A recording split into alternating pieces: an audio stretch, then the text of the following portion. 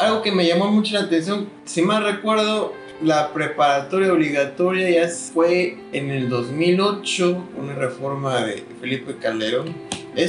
Todo eso venía en el libro de... ¿Hasta 2008 no era obligatoria la prepa? No era obligatorio. Chale. Sí, estábamos bien atrasados. Te digo que hay cosas que voy a platicar aquí que no me las puse a leer, pero ya lo sé. Porque imagínate, mi tía es maestra, mi mamá es maestra, mi papá es maestro. Mi mamá está trabajando en una clínica psicológica y hay 2 pedagogas ahí.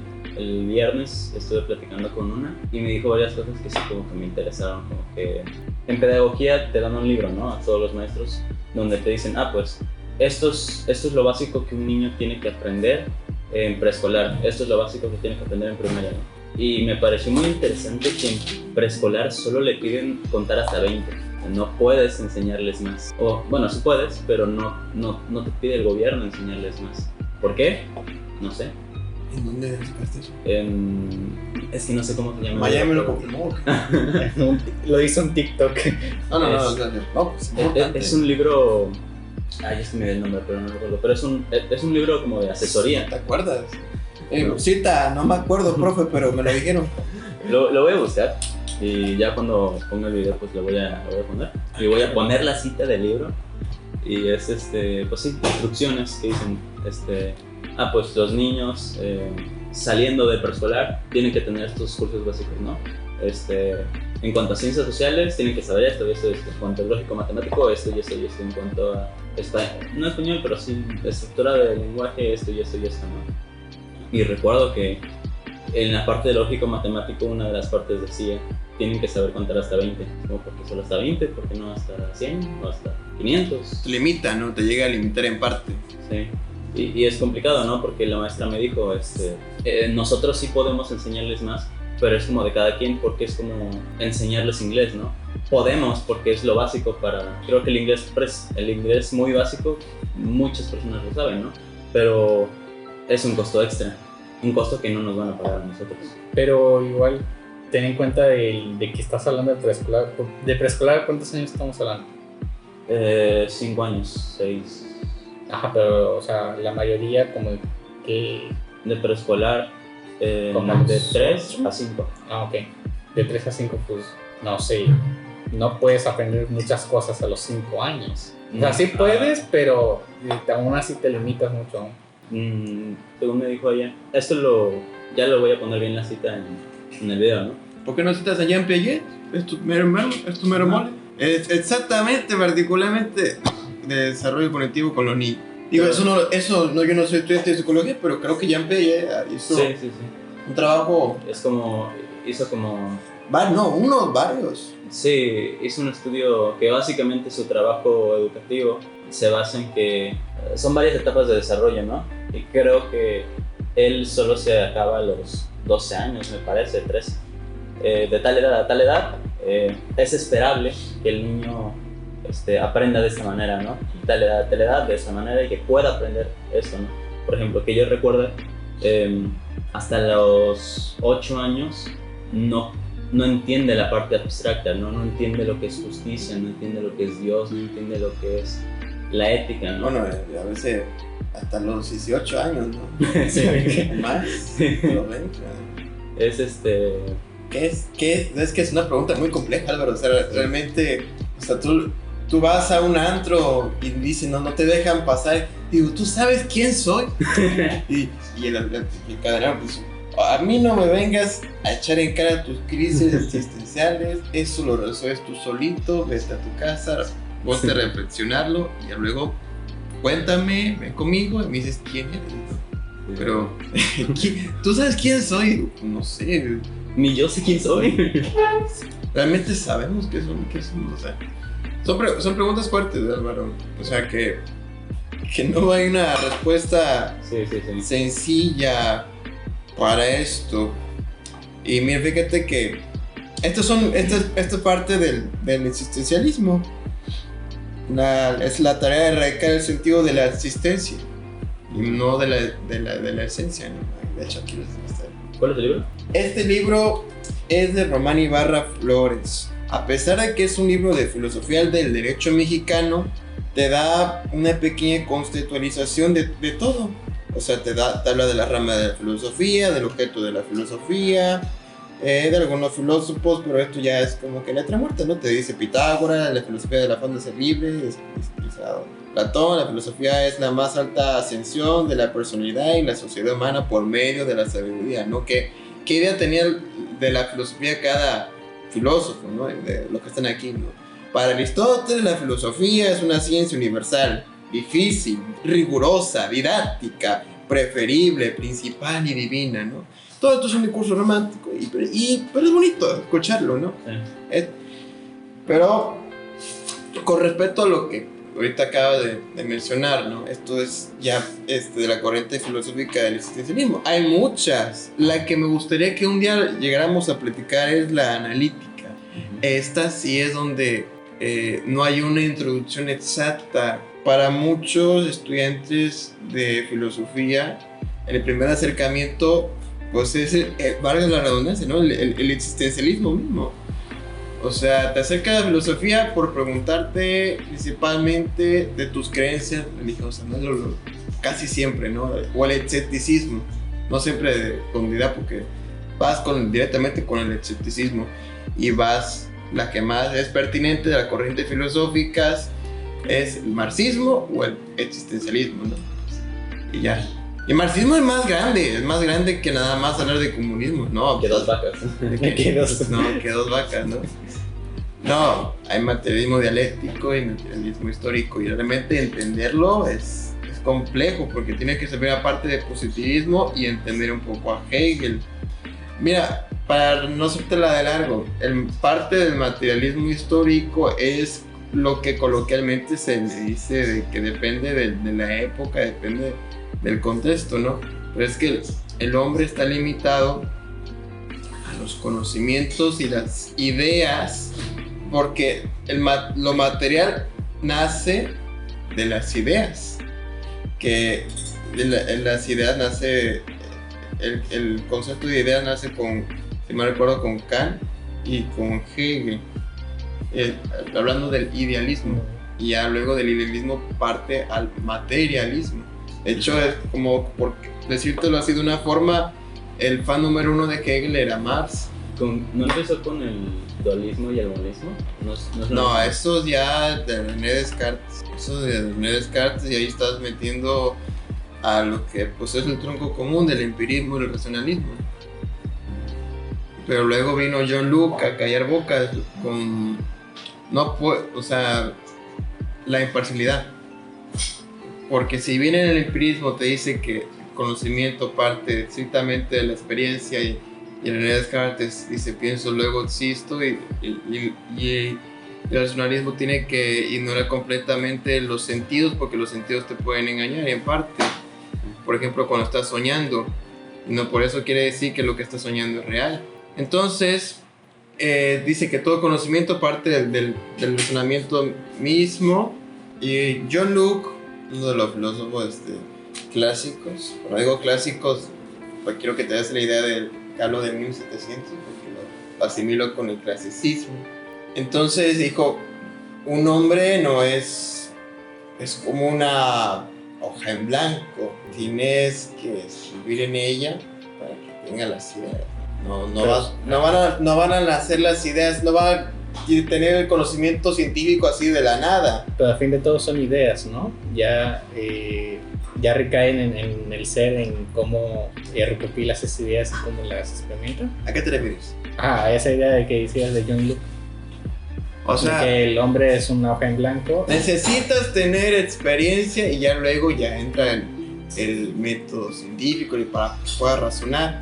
Si viene la experiencia, o sea, te quemas, agarras un tenedor, lo metes al enchufe eléctrico, aquí tienes la experiencia, pero no pude haber sacado una conclusión sin antes experimentar. Es una hoja en blanco, le fue a callar bocas, porque el empirismo era estrictamente de que siempre es por la pura experiencia, porque no solamente puede ser de tu propia experiencia, sino de la experiencia del otro. Y estas ideas las estás recogiendo mediante el estudio, mediante la educación. Y la educación se lleva a cabo bajo una dirección de figuras de autoridad. Eso es lo que tenemos que tener sí o sí. Esta figura de autoridad puede ser distintas personas, ¿no? El pequeño círculo donde crecemos, los padres, a las instituciones en las que llegamos a ir, los maestros o educadores, en caso de que si es educación informal, ¿no? Por así decirlo. O sea, no necesariamente tienes que ser maestro, o sea, con el título de maestro, para poder enseñar, ¿no? Yo te puedo enseñar cosas a ti, ya estoy educando. Tú me estás educando a mí, yo estoy educando a ti, yo soy educador como tal. Pero no soy maestro, o sea, no sé si no tengo una plaza, vaya, no te... Hay una frase que me gustó mucho, se cita en el libro, ¿Cuál? en el capítulo del libro de Pozo Andrés, que es uno de los autores, se llama Teorías e Instituciones Contemporáneas de Educación. Ajá. Y la frase es: la educación no es, pues, para ella más que el medio a través del cual prepara en el espíritu de los niños las condiciones esenciales de su propia existencia. Bueno, lo repito. Si quieres repítelo. La educación no es, pues, para ella más que el medio a través del cual prepara en el espíritu de los niños las condiciones esenciales de su propia existencia. Pues muy no teísta, ¿no? ¿O cómo la ves tú? En el artículo... Digo, de esa experiencia, yo diría que sería como una experiencia para el futuro, ¿no? Porque estás preparando a alguien desde muy temprana edad para que no llegue, por ejemplo, a los 15 años o 18 años, que decías tú, que no sé hacer esto o qué tengo que hacer haciendo esto. Es que sí es cierto, tienes razón. Fíjate, una vez un compañero, perdón por interrumpirte, pero es que esto lo tengo que mencionar sí o sí. Una vez un compañero de la preparatoria, me dijo: oye, yo digo que hay que cambiar toda esta estructura. Tienen que ver humanidades desde que estamos el primer semestre. No. Y todas esas de matemáticas, química. No. ¿Yo para qué quiero saber de química si no me quiero dedicar a eso? O sea, eso pues es tu opinión, pero la opinión de todos los demás que si quieren, por ejemplo, estudiar una ingeniería o algo químico, biológico. No, pero lo que él decía era que, o sea, yo en primer semestre, yo quiero ser químico. Vámonos. O sea, que las del área ya sean desde llegando y el conocimiento general a un lado. No, es que de por sí saliendo de secundaria estás todavía muy meco, o sea, todavía no sabes a lo que te quieres dedicar en tu vida. Aparte, ¿no? Por ejemplo, yo cuando salí de secundaria quería estudiar Derecho. Y sí, también es humanidades, porque yo estoy estudiando una carrera de humanidades. Estás pegado, sociales. Estás pegado con ciencia política, ¿cómo no? Ajá, pero es que pues sí hay como una diferencia entre la materia de Derecho y claro, no. Ciencia política es más historia. Pues no tanto, pero... Sí, es que yo sé un chingo de Derecho, pero no viene al caso más que... creo que en una parte de este libro sí menciona el artículo 3. Pues es la Constitución, ¿no? Es que mira, como hace el artículo 327, es que esta es filosofía del derecho, pero aparte interpreta. Una de las cosas importantes del derecho es interpretar la norma jurídica. O sea, no solamente es lo que hacen los jueces. O lo ético, ¿no? Entonces... No. Un juez no va a interpretar lo ético. O sea, ¿qué es ético para ti? O sea, no, o sea, un juez va a interpretar con lo que está conforme a la ley, ¿no? Es el derecho. Que ya está escrito y establecido. El derecho vigente. Ajá. Nomás no te enseñan eso en el libro de política. Es que nada más se lleva introducción de derecho. O sea, ¿cuál es? O sea, que yo entienda, es en la parte pública administrativa, creo que es lo que se dirige a la ciencia política, ¿no? Y el estudio del orden, la forma de gobierno, forma de estado, la cosa que no se meten tanto a las leyes. Leyes como tal. Sí, es que es la pequeña, creo que la pequeña gran diferencia entre ciencias políticas y derecho, ¿no? Pero me refiero a que te matan, creo que Carl Sagan, si mal recuerdo, en uno de sus videos que he visto de él, que a los niños lo matan en cuanto a ser filósofos. Les matan los porqués. O sea, un niño tiene esa capacidad de preguntarse, ¿y por qué el cielo es azul? Esa pregunta es muy compleja. Y le dices, ay, que está chingando, ¿no? Ya le matas y le matas su yo filósofo. Sí, el por qué es esto, y lo dices, no. Y creo que también es una pequeña falla, ¿no? Que los propios padres... A ver, pero entonces, ¿cómo le podrías explicar, con el ejemplo que dices, a un niño cómo le puedes explicar por qué el cielo es azul? Pues investigalo. O sea, pero sin meterte en tanto rollo para no confundir al niño, de una manera... Coloquial. Coloquial. Para que le No, puedan... no coloquial, sino sencilla, porque coloquial muy sería sencilla. como... Entonces, a ver, chino, ¿cómo? Por ¿Qué es coloquial? Voy a buscar ver. una RAE, porque no quiero quedar. A ver. Según yo, o por lo poco que sé, se debe al reflejo del mar, porque la luz viene obviamente del sol. Lo coloquial es de colectividad, oye, que todo, parcialmente la población que está aquí, el muestreo, pues que me pueda entender. ¿Por qué me vas a decir que no es coloquial? Si aquí la población son niños. Sí, es verdad. Ah. Oye, no me vayas a decir a mí. Hay cosas que de plano sí desconozco, ¿no? Pero obviamente, ¿no? Ya vamos a iniciar, ¿no? Sí, perdón. Pues ya llevamos 20 minutos. Perdónenme. Bueno, esta es la Esperen, introducción. no habíamos iniciado ya. Yo pensé que ya habíamos iniciado, créeme. Fue la introducción de la introducción. Aquí está. Es un texto de Sabater en El valor de educar, Barcelona, Ariel, quinta edición, 1997, páginas 153 a 154. Ahí está su formato APA. El valor de educar. Me parece que el ideal básico que la educación actual debe conservar y promocionar es la universalidad democrática. Quisiera a continuación examinarlo con mayor detenimiento, analizando si es posible por separado los dos miembros de esta fórmula prestigiosa que, como es sabido, no siempre han ido ni van juntos. Empecemos por la universalidad de la educación. Universalidad de la educación significa poner al hecho humano, lingüístico, racional, artístico, etc., por encima de sus modismos, valorarlo en su conjunto antes de comenzar a resaltar sus peculiaridades locales y sobre todo no incluir a nadie a priori, del exceso educativo que lo potencia y desarrolla. Durante siglos la enseñanza ha servido para discriminar a grupos humanos frente a otros, a los hombres frente a las mujeres, a los pudientes frente a los menesterosos, a los citadinos frente a los campesinos, a los clérigos frente a los guerreros, a los burgueses frente a los obreros, a los civilizados, entre comillas, frente a los salvajes, entre comillas, a los listos frente a los tontos, a las castas superiores frente y contra los inferiores. Universalizar la educación consiste en acabar con tales manejos discriminadores. Aunque las etapas más avanzadas de la enseñanza puedan ser selectivas y favorezcan la especialización de cada cual según su peculiar vocación, el aprendizaje básico de los primeros años no debe regatearse a nadie, ni ha de dar por supuesto de antemano que sea nacido para mucho, para poco o para nada. Esta cuestión del origen es el principal obstáculo que intenta derrocar la educación universal y universalizadora. Cada cual es lo que demuestra con su empeño y habilidad que saber ser no solo lo que su cuna, esa cuna biológica, racial, familiar, cultural, nacional, de clase social, etc., le predestina a ser ninguna de la jerarquía de oportunidades establecida por otros. En este sentido, el esfuerzo educativo es rebelión contra el destino, sublevación contra el fatum.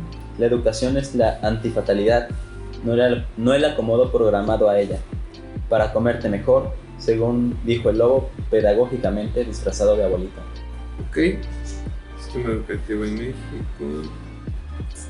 Ahorita recientemente yo sabía que en mayo del 2019 se reformó el citado artículo, incluyendo la obligatoriedad desde el nivel preescolar hasta el nivel medio superior. O sea, en secciones anteriores era obligatoriedad de secundaria. Con Calderón, si mal recuerdo, fue obligatoriedad de medio superior, pero ahora fue obligatoriedad de preescolar, porque si mal recuerdo, el preescolar tampoco era forzoso estudiarlo. O sea, nos partíamos primaria forzosa, secundaria forzosa, media superior forzosa, pero el preescolar no lo tenían en cuenta. Y ahora voy a checar en qué parte estricta nos puede llegar a venir esto. Dice que la educación en cualquier nivel y país del mundo es la base de una sociedad, sí, y de un futuro. Y pues México no es la excepción, ¿no? Pero esta educación en México no inició con la conquista, sino con las culturas prehispánicas. Con los aztecas en las escuelas que les decían calmeca. La cosa era orientar a los jóvenes a ser personas productivas, ¿no? A no ser fifí. ¿Ok? Para alcanzar la edad adulta, así como en la actualidad, no podemos decir que haya cambiado así drásticamente el objetivo, ¿no? En la actualidad, la educación prepara a los ciudadanos desde los niños para convertirse en la fuerza laboral y productiva del país. Si bien las formas de educación a través de la historia han sido duramente criticadas, son todos los eventos que han sucedido los que han marcado la pauta para lograr la creación de leyes y sistemas educativos que actualmente garantizan el derecho de la escuela. Mira, algo que te he dicho en la carrera de Elena, Licenciatura en Ciencias de las Artes, es que las personas que en cada sexenio presidencial, siempre te lo firmo, hay reforma en la parte educativa. Cambian los modelos educativos y no dejan el tiempo de... Se establezca, ¿no? Sí. El tiempo de adaptación del docente hacia el nuevo modelo. Es como, ¿cómo te puedo decir? Es que de por sí 6 años, si lo ves así, pues sí, o sea, es muy poco. Ahora imagínate, por ejemplo, en Estados Unidos un periodo presidencial son 4 años y si es que se reelige, pues 8. Uh-huh.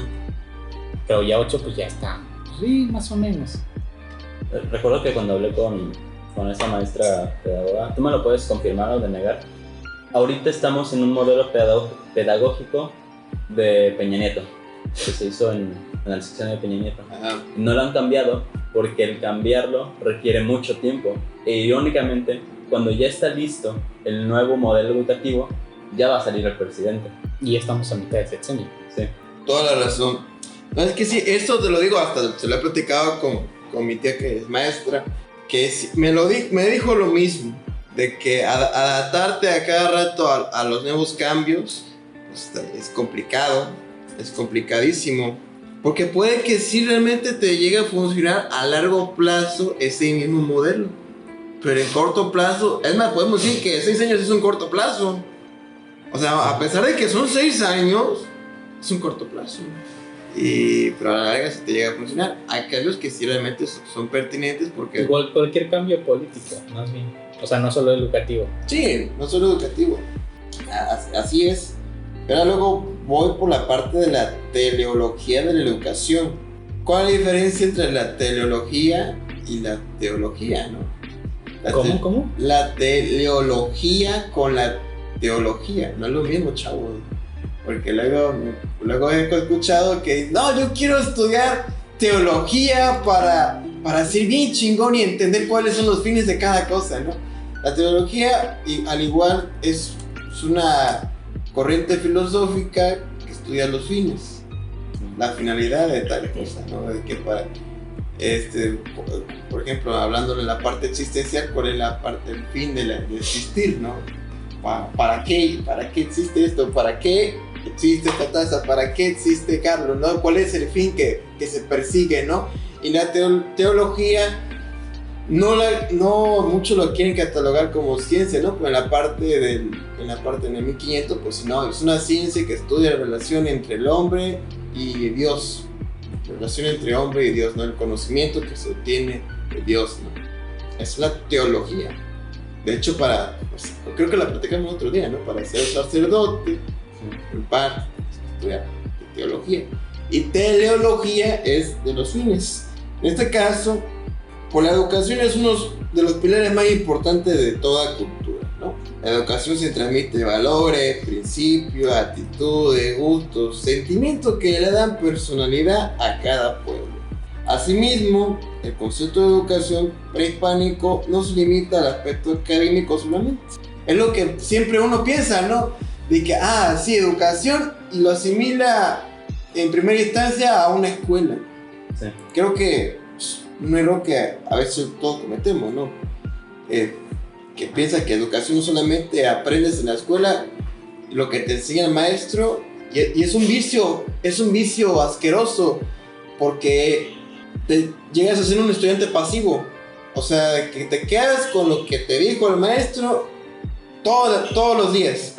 Si tú vas a un sistema escolarizado de lunes a viernes, solamente estudias lo que viste con el profe y en tiempos libres. Sí, entiendo tu punto, que muchas veces en mi experiencia nos centramos en, bueno, yo voy a aprender en la escuela y ya, ¿no? Es como, no, tú estás aprendiendo todo el tiempo, en todos lados, en todo momento, porque la educación es mucho más grande que simplemente una institución donde vas de una hora. No es como que tengas un switch de, ok, voy a poner en on, voy a aprender, ¿no? Y ya, cuando salga de la escuela voy a apagarlo, ¿no? No, estás aprendiendo en todos lados y en todo el tiempo, ¿no? En efecto. Por ejemplo, fútbol, pues, por ejemplo, ¿cómo se llama la materia? La materia Deportes. de fútbol. Educación física, es fútbol. Se me fue el nombre. Pues obviamente en la escuela ves los reglamentos y las posiciones de los jugadores. ¿Realmente te lo enseñan en educación física o ya no? A mí me lo enseñaron en secundaria. ¿Así? Sí. ¿Ah, sí? La historia de fútbol también me la enseñaron. No. O sea, Bueno, es que era la Salle. Ah, sí, bueno. es cierto. Pues mira, tú te vas a una escuela de gobierno, pues, alguien ya sabe, o sea, nunca sabes cómo es que ya sabes jugar fútbol, pero o sea, desde chiquito dicen, nada más hay que meter el balón allá y es gol. Exacto, pues eso lo aprendes no en la escuela, ¿no? Pero no te enseñan así, no, mira, es que esto es, o sea, jalar aquí, esto es cuerpo. Cuando dos jugadores llegan a tener fricción al momento de querer de quitar el balón, pero si al momento del choque uno empuja además, eso ya no es cuerpo, sino es falta, ¿no? Eso no te enseñan en la escuela de gobierno, ¿no? Luego, ¿qué diga? O sea, nada más te agarras aquí a madrazos, luego lo madreas y no hay árbitro, no hay falta. Exacto. Y sí, ¿no? Mira, pues sí, lo que estamos diciendo, ¿no? Adelante, sigues dando tu ejemplo. No, pues sí, como tú decías, pues, como yo decía, en la escuela aprendes los reglamentos, las posiciones de los jugadores, las faltas, pero ya cuando sales de la escuela, pues, y reúnes a tus amigos para jugar fútbol, pues sigues aprendiendo y experimentas lo que ya viste en la escuela. De que te hagan caso, de que no, pues falta, ahí ya estamos. Ok. Y pues mira, pues tú vas más allá a lo profundo de los sentimientos y de la psique personal y colectiva, ¿no? Que hace rato estaba hablando de colectividad. Las civilizaciones de México prehispánico, la educación se sustentaba en sólidos principios éticos y morales, pero fundamentalmente se les educaba para servir a la comunidad. O sea, estamos hablando de aquí de que en la época prehispánica el fin era colectivo. Sí.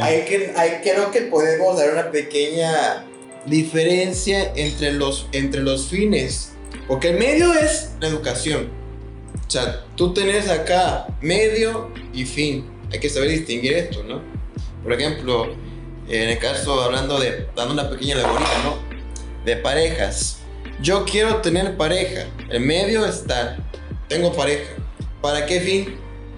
Como premio, para un fin reproductivo, para tener sexo, ¿sí? Eso es un fin. Este es el medio.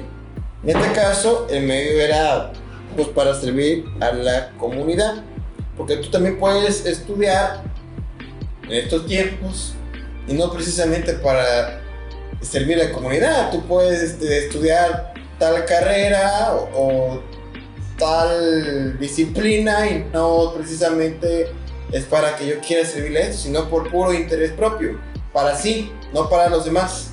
No sé si decirlo en parte que es egoísta. No quiero tirarme a ese discurso, pero en parte de que sí es distinto el fin. En cuanto al aspecto moral y ético de la educación, es el que hace florecer el corazón para que no queden atrás las costumbres mexicanas. De igual forma, las civilizaciones prehispánicas buscaban el humanizar el querer, lo cual implica educar los sentimientos y las actitudes de los estudiantes. Ay, qué bonito, ¿no? Qué romántico, ¿no? Maestro, tengo una duda. Ya no explico. Ya no explico. Ya lo dije una vez, ya no voy a explicar de nuevo. Es más, si tienes duda, pregúntale a tu compañero. No, lo peor. Eso no se podría decir para nada educación, ¿no? Porque el profesor, bueno, el docente nada más llega, se sienta, dice... Sí es educación, pero me refiero, no es empático. No es empático, o sea, te lo explica. Está dando un proceso educativo, pero no de aprendizaje por parte del alumno. O sea, te estoy pasando la información. Y ya la tiraste, mira, no la recibiste. Exacto. Ya no te la voy a pasar. No tienes manos, no. Esa es la parte en la que vamos a caer en un momento dado. La diferencia entre integración e inclusión. Vamos a jugar, tú no tienes manos, ¿ok? Y vamos a jugar a la papa caliente, ¿no? Y como no tenemos papa, vamos a pasarnos café. La papa caliente se quema. No. Se quema.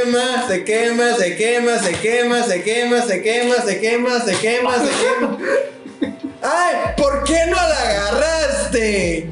¿Por qué no la agarraste, Carlos? No, tienes 5. Ni modo, papi, ¿por qué te mandó a nacer sin manos? ¿Quién te mandó a nacer sin manos? Haciendo el corte sí dolió. Eso es la integración, ¿sí? Ajá. Eso es integración. Lo integré a la actividad, más no fue inclusión. No adapté el juego para él. Para todos. No.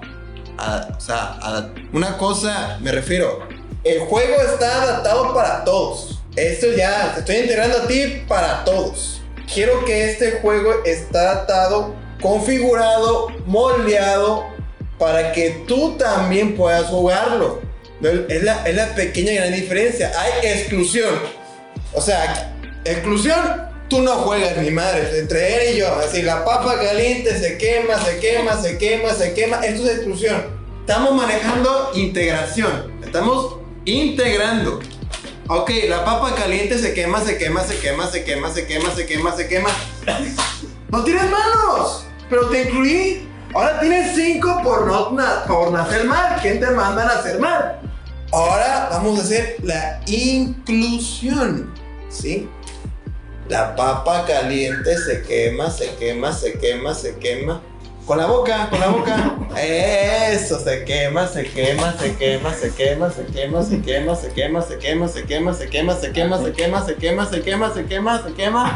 Y se quemó.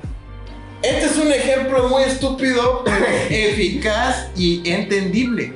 Todos entendieron aquí la idea de la que estamos presentes. Bueno, excepto las personas que están en el podcast porque no vieron el ejemplo que hicimos, ¿no?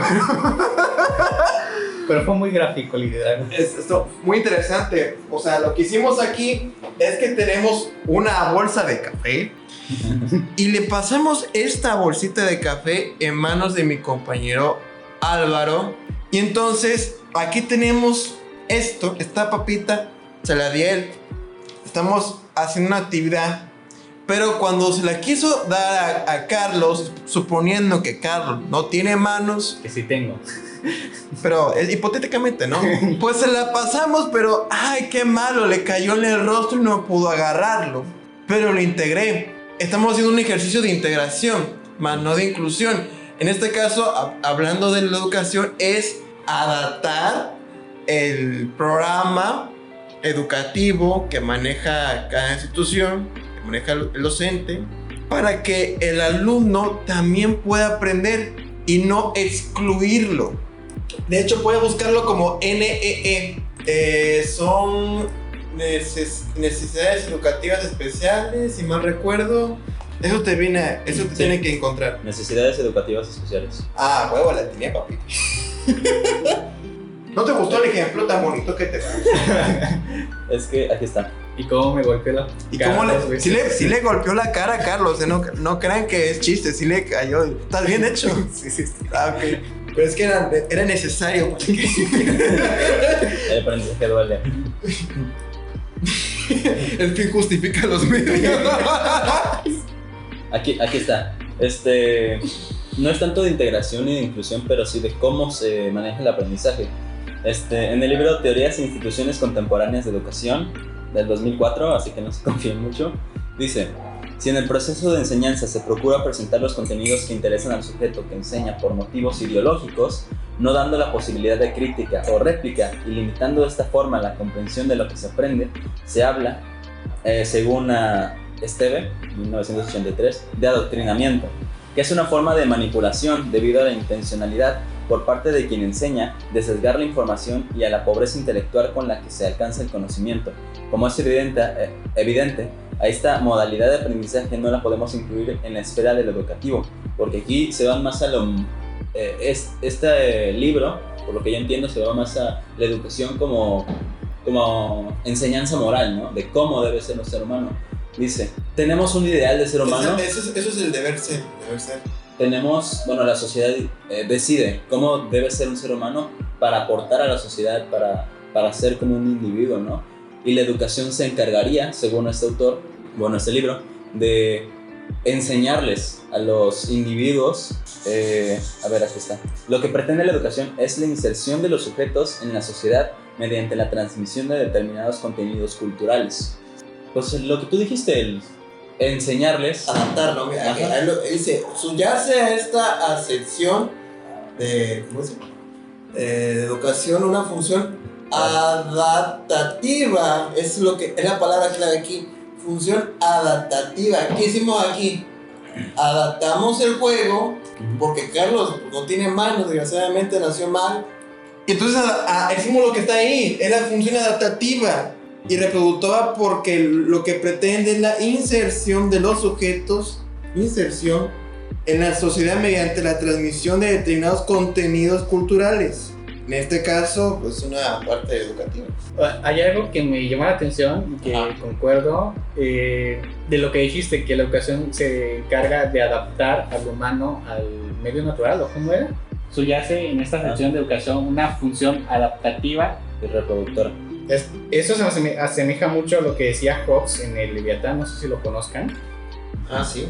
De que existe un estado natural del medio que nos rodea, del hombre, en los cuales es un estado muy anárquico, muy egoísta, y ponía de ejemplo a la selva, cómo era el animal salvaje. Por ejemplo, los tigres, pues obviamente no están cuidados como en los zoológicos, no tienen una alimentación sana, más bien se dedican a cazar a sus presas, y como es la cadena alimenticia, ¿no? El más fuerte siempre es el que va a ganar. Esto es el estado natural de Hobbes, y me llama la atención de que la educación pues es lo que se encarga más bien de eso, de que como adiestrar, pues en sí nosotros también somos animales en un estado natural salvaje y necesitamos del Estado. Aparte del Estado también, sí, que es como que el mediador, porque por sí es un mediador, se encarga de impartir la justicia, lo que comúnmente conocemos como justicia. Olvídate de esa idea de el Estado es parte administrativa, la parte de justicia es poder judicial. Perdón mi ignorancia, ¿el poder judicial no es parte del Estado? ¿Qué? El poder judicial. Acuérdate que el Estado está dividido en tres poderes, el judicial, ejecutivo. Pero el poder judicial no es parte del Estado. Pero lo que dijo Carlos, que el Estado administra la justicia, y ese ya no le compete directamente al poder ejecutivo. Nada más esa parte, para que no le compete al judicial. Si quieres, vuelve a repetir, pero bien. No, bien, está chida la idea. Pues sí, lo que se encarga de la educación es, como decía Javier, el adoctrinamiento, y aparte de que el Estado tenemos al Poder Judicial, ¿qué? La Cámara de Justicia, la cual... Cámara de Justicia. Se me fue el nombre. La Corte de Justicia de la Nación. Esa cosa, la Corte de Justicia. Arriba la jurisprudencia. Se me fue el nombre. Eres débil, Sasuke. Te hace falta leer más jurisprudencia. La cosa es que tenemos una carta magna, ¿no? Todo Estado tiene una carta magna, pero en este caso nuestra carta magna se llama la Constitución Política de los Estados Unidos Mexicanos, ¿no? Y cuando tienes un artículo que viola un tratado internacional, pues mamaste, hijo. Tienes que modificar tu Constitución. Y es por eso que en México nunca se va a aprobar la pena de muerte. ¿Por qué? Porque si en el Pacto de San José, que es un tratado internacional. Bueno, ya terminando mi idea del que de Hobbes, también tenemos lo que significa el contrato, el cual, el contrato, según Hobbes, es como un pacto entre los individuos y el Estado para garantizar la renuncia a la violencia y el favor de la paz y la seguridad. Es como lo que tenemos en la Constitución, de que el Estado nos garantiza derechos y a cambio nosotros garantizamos al Estado obediencia entre comillas. Pues que la libertad siempre va a estar inherente al hombre. Aquí pues tienes normas, en este caso normas jurídicas, y el cumplimiento de estas pues queda en algo potestativo de las personas a quien están supeditadas, ¿no? Perdón, ¿qué es potestativo? Que lo puedo hacer o no si me hincha mi huevo, vaya. Nada más que cuando digo potestativo es parcialmente enfocada en la parte jurídica. O sea, yo puedo decir, para que sea más unívoco el lenguaje, ¿no? De hecho es uno de lo que estudia el positivismo. Tenemos que hablar más de positivismo en un momento dado en futuros podcasts. Porque, como te dije, mucha parte de la filosofía nada más se enfoca en el puro existencialismo, en Nietzsche, en frases célebres de filósofos, pero nunca realmente en el estudio del lenguaje, de la ciencia y la filosofía en uno solo. Es como lo que dijiste en el anterior plática que nunca se va a poner. Cuando trajiste un libro, ¿no? Y dijiste, sí, que dijiste básicamente, hay leyes naturales y hay las leyes del ser humano. La diferencia es que las leyes naturales las tienes que obedecer sí, porque no tienes otra opción, y las leyes del ser humano, pues depende de ti. Es que las leyes naturales no se obedecen, son. Son. O sea, aquí, si quieres te lo vuelvo a leer, nada más para que, este comentario sí es pertinente a lo que se está platicando Carlos. Es muy bueno realmente esto. Citando a Eduardo García Maínez. Eduardo García Maínez, de la primera edición, en 1940, porque Eduardo García Maínez nada más escribió un libro y ya no quiso seguir haciendo más porque pues, se murió, ¿no? Ok. A diferencia de las leyes naturales, no voy a citarlos desde antes, la ley física enuncia relaciones constantes, ¿no? Es decir, procesos que se desenvuelven siempre del mismo modo. Las normas exigen una conducta que en todo caso debe ser observada, pero que de hecho puede no llegar a realizarse, a diferencia de las leyes naturales que expresan relaciones indefectibles. Las normas no se cumplen de manera inelutable. Inelutable quiere decir, o sea, imparable, ¿sí? Fatal. Esta característica no deriva de las normas mismas. O sea, esta dependencia no deriva de las normas mismas, sino de la índole de los sujetos a quienes se encuentran destinados. O sea, de las personas. Sí, o sea, el cumplimiento de esta no depende de la norma en sí, sino de las personas a quienes están supeditadas. O sea, fuera tan sencillo de que si el karma existiera, el derecho no existiera. Si el karma existiera, el derecho no existiera. Porque el karma tendría ese poder, esa potestad mágica, como un boomerang, que cada cosa que hago se me regresa. Entonces, como la tercera ley de Newton, a toda acción corresponde una reacción. Sí, o sea, puta madre, ¿no? Pues, si violo, mato, esto, se me regresa exactamente así, pues no existiría el derecho, ¿sí? Así tan sencillo, así como este parrafito mata a muchas pseudociencias. Los juicios normativos perderían su significación propia si las personas cuya conducta rigen no pudiesen dejar de obedecerlos. O sea, fuera tan sencillo que mágicamente el juicio, como está la ley, nosotros somos un robot. Aquí tenemos al legislador. En este caso, el legislador pues hace una ley, y como si nosotros fuéramos o manipuláramos una computadora, en este caso la computadora somos nosotros, fuera tan sencillo de que nosotros pudiéramos obedecerla de manera inelutable. Pero tenemos que tener en cuenta de que toda norma hallase necesariamente referida a seres libres. Es decir, a entes capaces de optar entre la violación y la obediencia. Es como te dice un profe, por ejemplo, en la educación, ¿no? Chavos, pues tienen que estudiar esto, ¿no? Y tú dices, sí, al rato, Simón, al rato. Nunca pasa. Pues luego, pues estás un día antes del examen, ¿no? Y así de... Todo así ojeroso, dije, su profe, no, es que no he dormido nada, sí estudié mucho, pero estudiaste mucho un día antes. Yo te dejé la orden de que estudies, pero tú eres libre de obedecerla o no. Y esto no es una norma jurídica, esto es una norma, pero tú eres libre de optar por ello o no. Porque no solamente hay, o sea, todas las leyes son normas, pero no todas las normas son leyes. ¿Sí? Bonita prueba de palabras, ¿no? Todas las leyes son normas. Las leyes son normas jurídicas, pero no todas las normas son leyes, porque pueden ser normas morales, religiosas, y esas tienen la cualidad de ser, aparte de autónoma, no es coercible. O sea, coercible es de que nadie te puede forzar a que cumplas esta ley, ¿sí?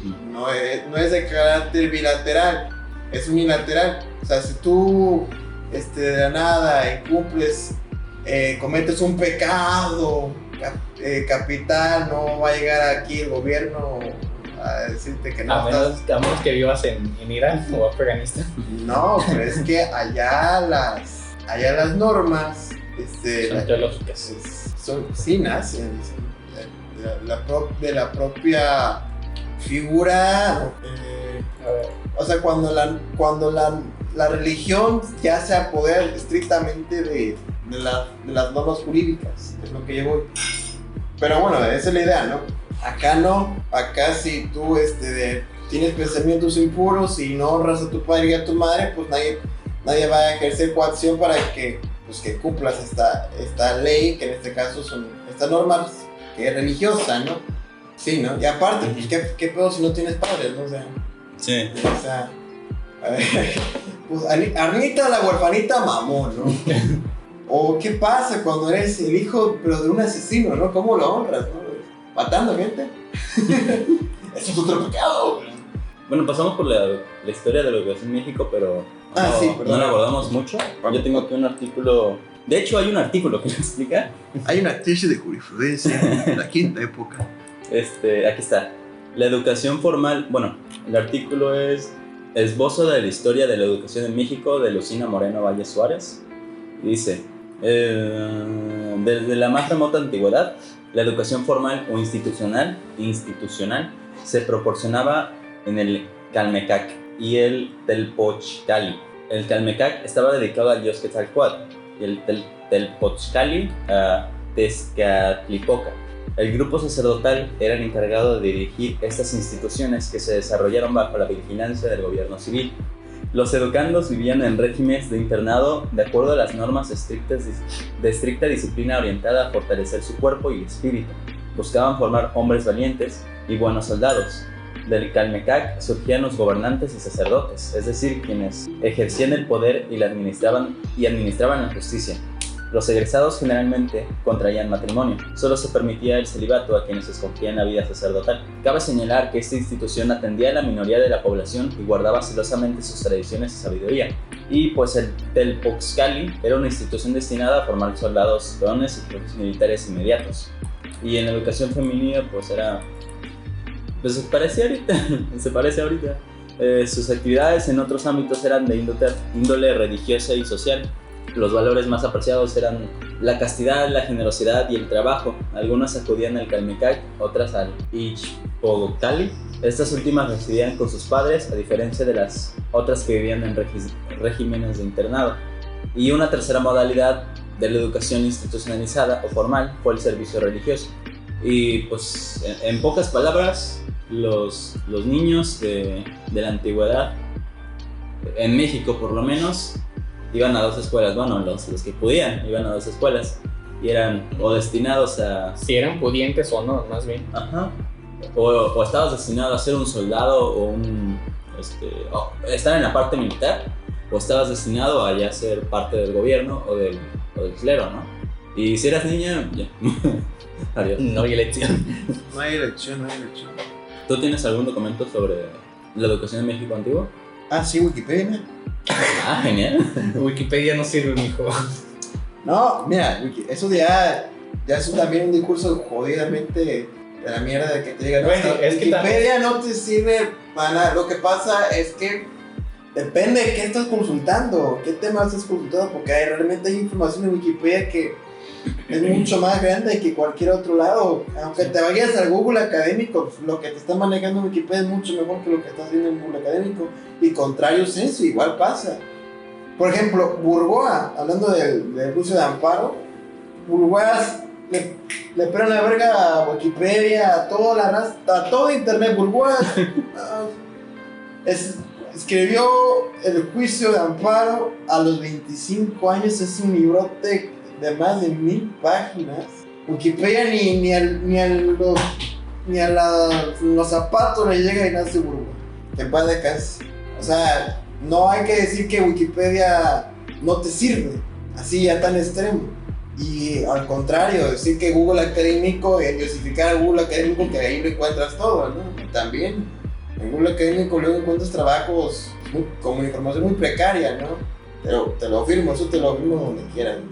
Pues es que Wikipedia es un artículo tal cual, ¿no? Es simplemente, ¿quieres fiarte de Wikipedia o del artículo que estás? Vete a las fuentes y dices, bueno, estas fuentes son confiables, yo las veo confiables, pues me voy a fiar un poquito más de Wikipedia, porque Wikipedia hasta abajo tiene todas las fuentes de donde sacan información. Sí, no es Miami, me lo confirmó Wikipedia. Sí. Lo raro, lo bueno y malo de Wikipedia es que todos pueden modificarlo, entonces... No, eso también depende. ¿Sí? Depende porque, por ejemplo, hay veces en el que tú tienes la persona que redactó este artículo tiene la facultad de hacerlo privado, entre comillas, por así decirlo, para que me entiendan, ¿no? Privado no. ¿Esto qué quiere decir? Que las personas lo pueden editar o no lo pueden editar. Hay de informaciones, artículos que de plano no se pueden editar y hay otros que sí. Por ejemplo, me pasó con el creador del mundo de Sofía. Su biografía la podrías editar a tu antojo. Y hay biografías de tales de cantantes, lo que tú quieras, pues que no la puedes editar. ¿Por qué? Porque tiene esa parte de que privada, de que nadie lo puede editar. ¿Quieren agregar algo de la educación, de la historia?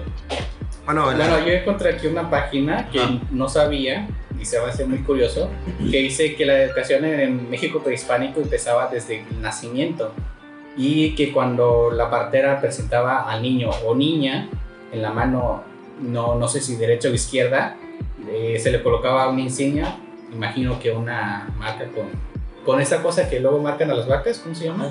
Ajá, que les queman la piel, ¿no? Imagino que era con eso. Que tenía que ver con el oficio del padre o la madre según el sexo y que en esas cosas se debía ejercitar cuando tuviera edad para ello. O sea, que si tú nacías hombre y tu padre era agricultor, a fuerzas te tenías que especializar en la agricultura. O si eras mujer y tu madre se especializaba en el cuidado de niños, pues a fuerzas te tenías que especializar en eso. Aunque también había ocasiones en que los hombres aprendían a realizar el trabajo de campo o trabajar en artesanías como la plomería, y las mujeres aprendían a cuidar del hogar y preparar la comida. Era como una especie de trabajo secundario, por así decirlo. Qué curioso de que desde niño ya tenías como que... Estabas destinado. Ajá, como que destinado. Completamente destinado, ¿no? Y si no te gustaba, pues ni modo. Sí, así naciste. Así naciste. De hecho, la mamá de Aristóteles era... No es broma, sí era partera de su mamá. ¿Sí? Sí me acuerdo de eso, cuando estudié de Aristóteles, me chutaste la biografía, ¿no? No, pues Aristóteles pues era matemático, médico, científico, sabía jugar a las canicas, güey, le sabía el cheat posting. ¿Qué no hacía Aristóteles, güey? O sea, ¿qué no hacía Aristóteles? Y su mamá era partera, de hecho, güey. Cuando tuvo que parir, pues no hubo pedo, ¿no? Yo ya sé manejar este rollo. se partió ella sola. Una duda, la educación debería ser para todos. Sí. Porque siento que es muy ideal esta idea de, bueno, la educación debería ser para todos, pero primero, hasta qué punto de educación, porque ahorita se supone es obligatorio hasta medio superior, ¿no? Pero superior, ¿por qué no? O ¿por qué no un poquito antes? ¿Qué tal la calidad o qué tal, cómo lo vas a implementar, no? Uno de los problemas en la educación en México es que no hay transparencia o no hay suficiente transparencia para de Más todos bien los el gastos. cupo de estudiantes. Igual. Ajá. Sí, porque por ejemplo tienes poblados donde hay pocas personas, bueno, pocas Y personas. poco catedrático. Sí, de hecho, y aparte les pagas poco a los que tienen, ¿no? Tres secundarias, luego a veces, por ejemplo, aquí en la de Coyol, donde trabaja mi tía, no tienen intendente, no tienen secretaria, tienen que pagarle un trimestre a una empleada, o sea, para que pues, haga la chamba, en ejemplo, de contaduría, ¿no? Pero me refiero que el gobierno, ahí sí te digo, el gobierno no subsidia ese gasto, sino que hasta a veces tienen que poner ellas de su mismo bolsillo para solucionar los problemas internos de la escuela. Por ejemplo, en la intendencia, ¿no? Ellos mismos tienen que limpiar el salón, no tienen intendente. Qué pinche trabajo más culero, Joder, ¿no? ¿Limpiar el salón? Ajá. O sea, ser intendente, ¿no? También, ¿no? Es que, pues sí, sería bien visto como un trabajo honrado si las escuelas se dedicaran a tener el orden suficiente para darles el trabajo bien hecho a los intendentes. No sé si me doy a entender. Sí, no, pero es que también aparte, si tu escuela es chiquita, ¿para qué vas a hacer un gasto tan grande? No eres la ET26, me refiero, ¿no? No eres una Josazueta, sí está grande la escuela, pues hay que aquí barrer, ¿no? Sí, pero Incluso los mismos alumnos pueden hacerlo. pueden hacerlo. Sí, de hecho. Creo que lo malo es que los ponen como castigo, ¿no? El decir, no, pues, sí. Bueno, a mí me tocó de que si hacen algo mal o si se portan mal en clase, al final tienen que limpiar, ¿no? Y es como, Exacto. ¿por qué ves como castigo? Es como decir, si te portas mal en la escuela vas a acabar como ese intendente, güey. Es como, a ver, perdón, pero... Yo estudié Ahora- comunicación, señora.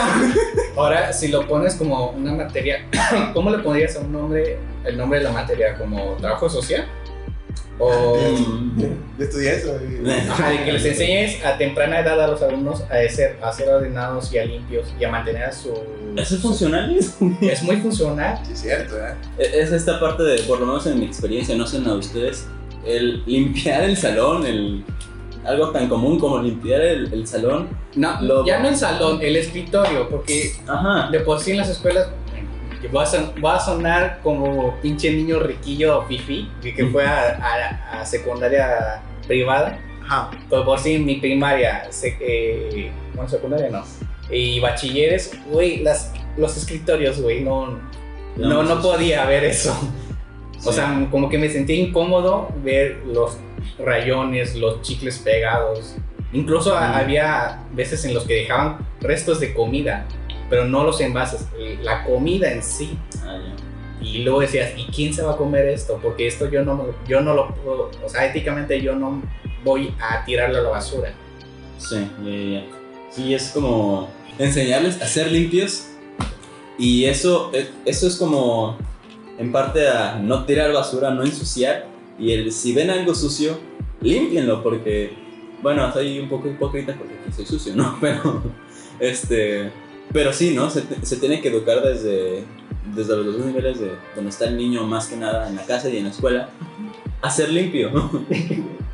A que no solo una parte que en casa normalmente o estereotipadamente sea la mamá o en la escuela que normalmente Correcto, en serio, correcto. Que- Todo lo que dices. no digo estereotipadamente pero sí pues a las personas de limpieza se les paga por eso sí, pero tampoco es como que tienes que ensuciar, ¿no? Ajá, sí, yo te entiendo exactamente. O sea, de que yo no me preocupo por ensuciar el total, por algo tragas, ¿no? Sí. Por mí tragas, de hecho, porque si no ensuciara no te contratarían. O la típica, no, pues es que yo no lo recojo porque ahí está el consejo o el intendente, que lo haga él. Ajá. Sí, básicamente, ¿no? Por mí tragas. Es más, te voy a apodar así, por mí tragas. Hola, por mí tragas, ¿cómo amaneció hoy? Pero no da la pregunta. ¿La educación debería ser para todos y cómo se les Sí, ocurre? sí, y es y debe y va a seguir así para todos. O al menos en la constitución política. Pero igual, como ves a los alumnos de que nada más van literal, como dicen los profesores, a calentar el asiento y no O aprovechar. que se prostituyan, como dijo una vez mi maestro Luis García, que si lo escuchan, un gran saludo, lo extraño mucho, profe, que digo que hasta un taxista, si quieren, aquí vienen a estudiar, y si no, pues pónganse de taxistas, no ganan mal, o de carpinteros, o de mecánicos, O de albañil. albañiles, y luego soy maestro albañil, no, hombre, ahí saco la chamba, papi. Ahí está, tú tienes aquí para poder, o sea, la obligatoriedad a la que se refiere la ley, pues que tú tienes que estudiar, ¿no? Pero... Ya si lo aprovechas es por libertad propia. Sí, o sea, No, yo siento que no, porque... No, pero nadie te... O sea, no vas a... Un ejemplo sencillo, nadie puede ser arrestado por deudas de carácter civil. O sea, Coppel no te puede meter a la cárcel por deber dinero. Lo mucho será embargo. O sea, no... Siempre hasta los propios compañeros de derecho dicen, no, pues vamos a hacer una demanda penal, güey. La demanda penal no existe. La demanda es de carácter civil. Lo penal, las denuncias son penales. Denuncia penal, demanda civil. Yo no te puedo demandar por acoso sexual porque eso no es una demanda, eso es una denuncia. Y al contrario, Celso, no te puedo denunciar por divorcio, porque, o sea, por alimentos, no te puedo denunciar por alimentos porque eso es alimentos, es que, por ejemplo, en el caso de que tus papás no te quieran dar de comer y ya tiene 18 años, pero sigue estudiando, demándalos por alimentos, pero no puedes denunciarlos por alimentos, porque no es de carácter penal, no es un delito en sí, sino es una demanda. Pero lo que me refiero es que, bueno, primero, a ver si estoy con ustedes en lo que dijeron. Ustedes dicen que el sujeto, el Estado es el encargado de brindar esta parte educativa, ¿no? Institucional de las escuelas. Y el individuo, los alumnos, son los encargados depende de su responsabilidad, tomarlo o no. ¿Eso entiendo? Claro. Okay. Sí. Yo no estoy tan de acuerdo porque hay variables, por ejemplo, la violencia intrafamiliar, ¿no? ¿Cómo es que le vas a exigir a un niño, oye niño, ponte a estudiar cuando el niño tiene violencia intrafamiliar en su casa, ¿no? Y es como... Pues aquí sigo. Aquí sigo. Ajá, pero ¿cuántos niños no? ¿Cuántos niños no que? ¿Cuántos no? ¿Cuántos salieron de la escuela? Ah, sí. ¿Cuántos se suicidaron? ¿Cuántos sí, se fueron a otras? No diría, es que no quiero meterme mal en esto, pero... No, adelante. ¿Cuántos se metieron en vicios? Ándale, ¿O eso. cuántos se metieron en...? ¿O cuántos sí tuvieron suerte? Que tuvieron maestros que sí los protegieron, que sí se cuidaron por ellos, porque en su familia nadie le importaba, ¿no? Por eso es que siento que el simplemente decir, pues yo te brindo esta parte de la educación y ya no me hago responsable, es como, siento que es reduccionista porque la propia educación o la sola educación no hace tanto no funciona tanto si otras variables como por ejemplo el contexto social y el contexto familiar están desequilibradas, ¿no? Por ejemplo, en el contexto social, pues yo estoy en una zona peligrosa y yo tengo que ir en la tarde a mi escuela, ¿no? Entonces me toca ir, quizás sí, ahorita hay solecito, pero en la noche me pueden asaltar. Iztapalapa, donde voy yo, a la UAM. Es que, mira, algo muy interesante, y creo que esto va a ser muy, muy interesante lo que voy a decir. Y hasta lo hablé en mi carrera. Las planeaciones del gobierno para una excelente educación, para un buen proceso de aprendizaje y educación, son buenas. Uh-huh. Eso de que te quieren decir que no, es que el pinche gobierno no sabe hacer planeaciones o modelos, mierda de esto, parcialmente. Pero cuando hablamos de ya la planeación y los programas educativos son buenos. Pero ¿qué pasa? La gente, como te estoy diciendo, no son leyes naturales. Hay muchas variables en las que puede afectar. Un ejemplo sencillo en un proceso de aprendizaje, hablando particularmente de mi carrera, en la parte artística, música.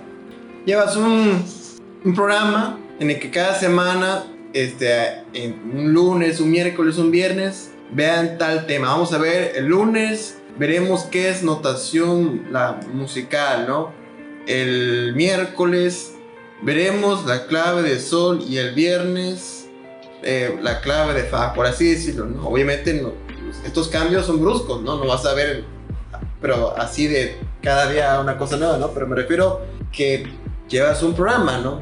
Que vas a ver cada día, a cada hora, y luego vienen los eventos sociales, ¿no? Las fechas, los festivales. El Día de las Madres. El Día de las Madres. Y Las llega mañanitas. Aguanta. Y llega la directora acá.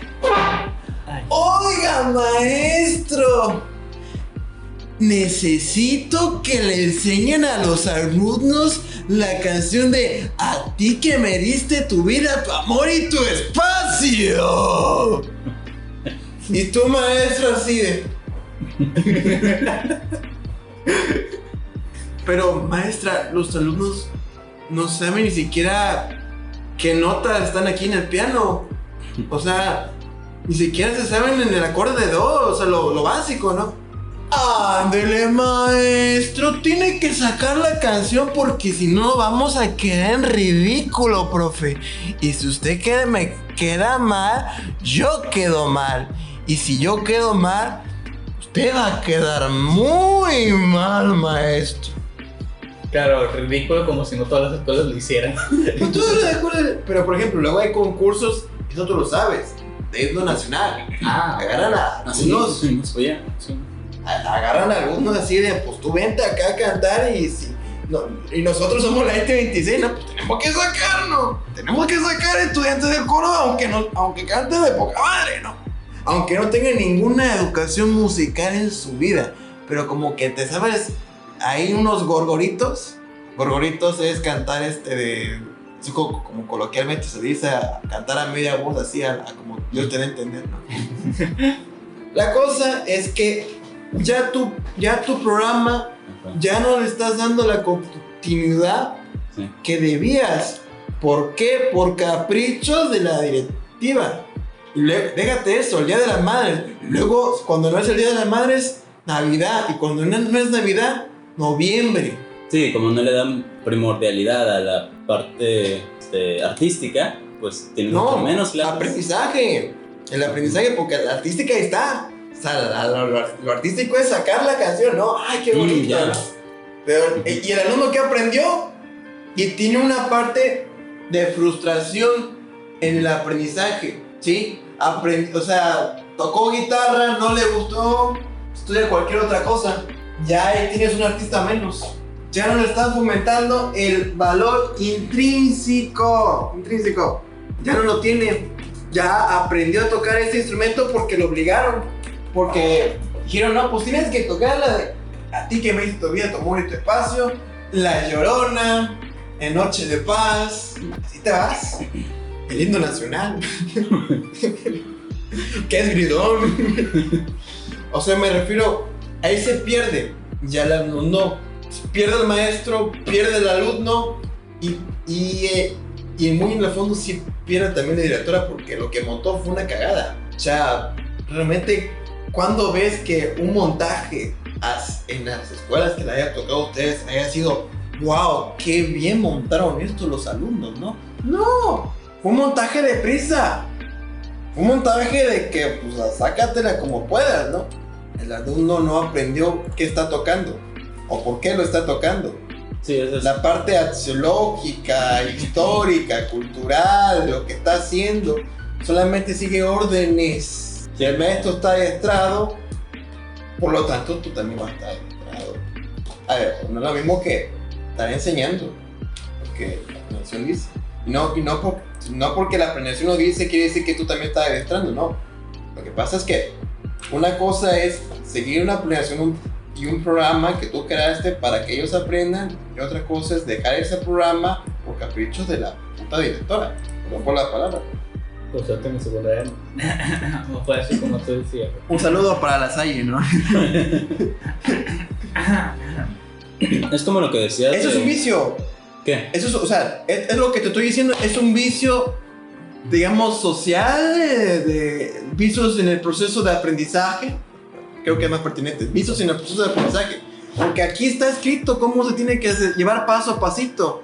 Aquí está el instructivo para que puedas armar tu PC. Y tú dices, mi instructivo, me la pela eso. Y luego, ay, no me sale. ¿Por qué será? ¿Por qué crees que no me sale? Porque me pela la verga el instructivo, ¿verdad? Es a lo que voy. O sea, si no se llega a dar la educación, el proceso de aprendizaje como debiese, no solamente está en que echar la culpa al gobierno de todo, que eso es muy sencillo, lavarte las manos y echarle la culpa al gobierno, ¿no? Y que no formulan bien, que los modelos, que la reforma laboral, no, papi, pero es que también hay vicios por parte de entes que, o sea, que están arriba de ti.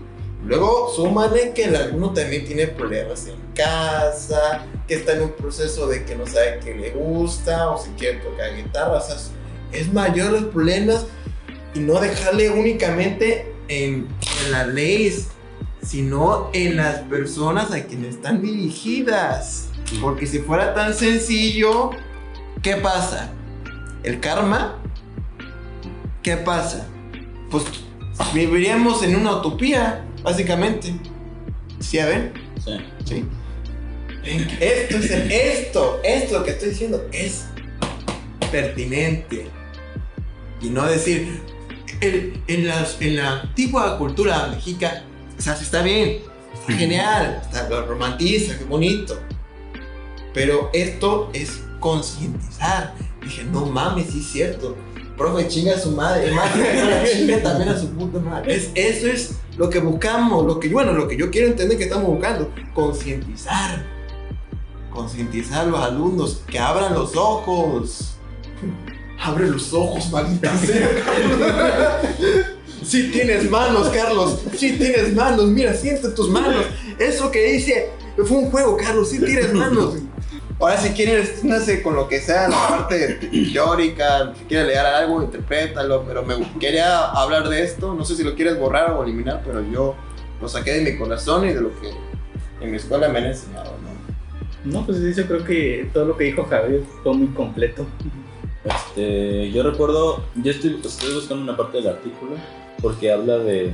Es que fíjate, es chistoso porque mucha gente tiene la mesura, sigo insistiendo en la palabra mesura, si quieren hasta busquen la palabra mesura. A ver, mesura.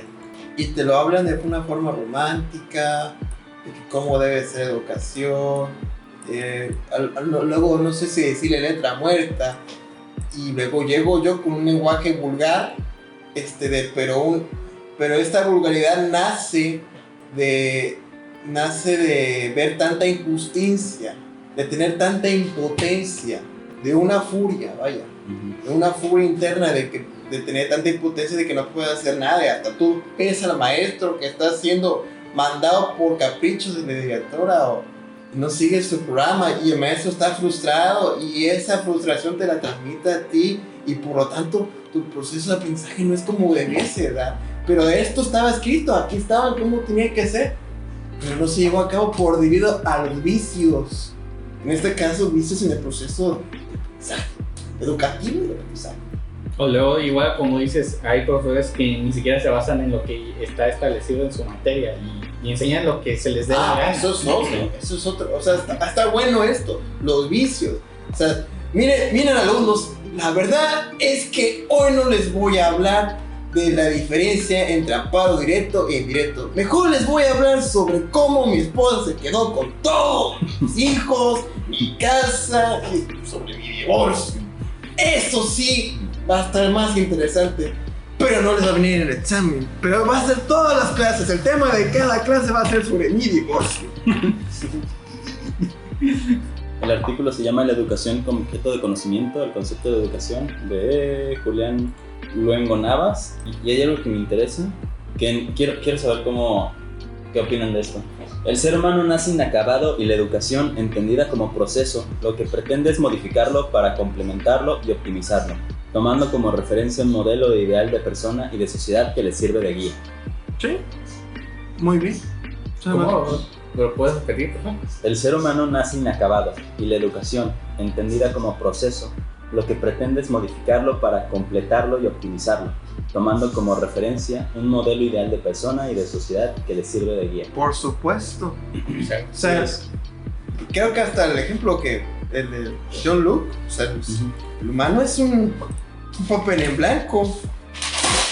¿Qué hacemos con esto? ¿Qué puedo hacer con este papel en blanco?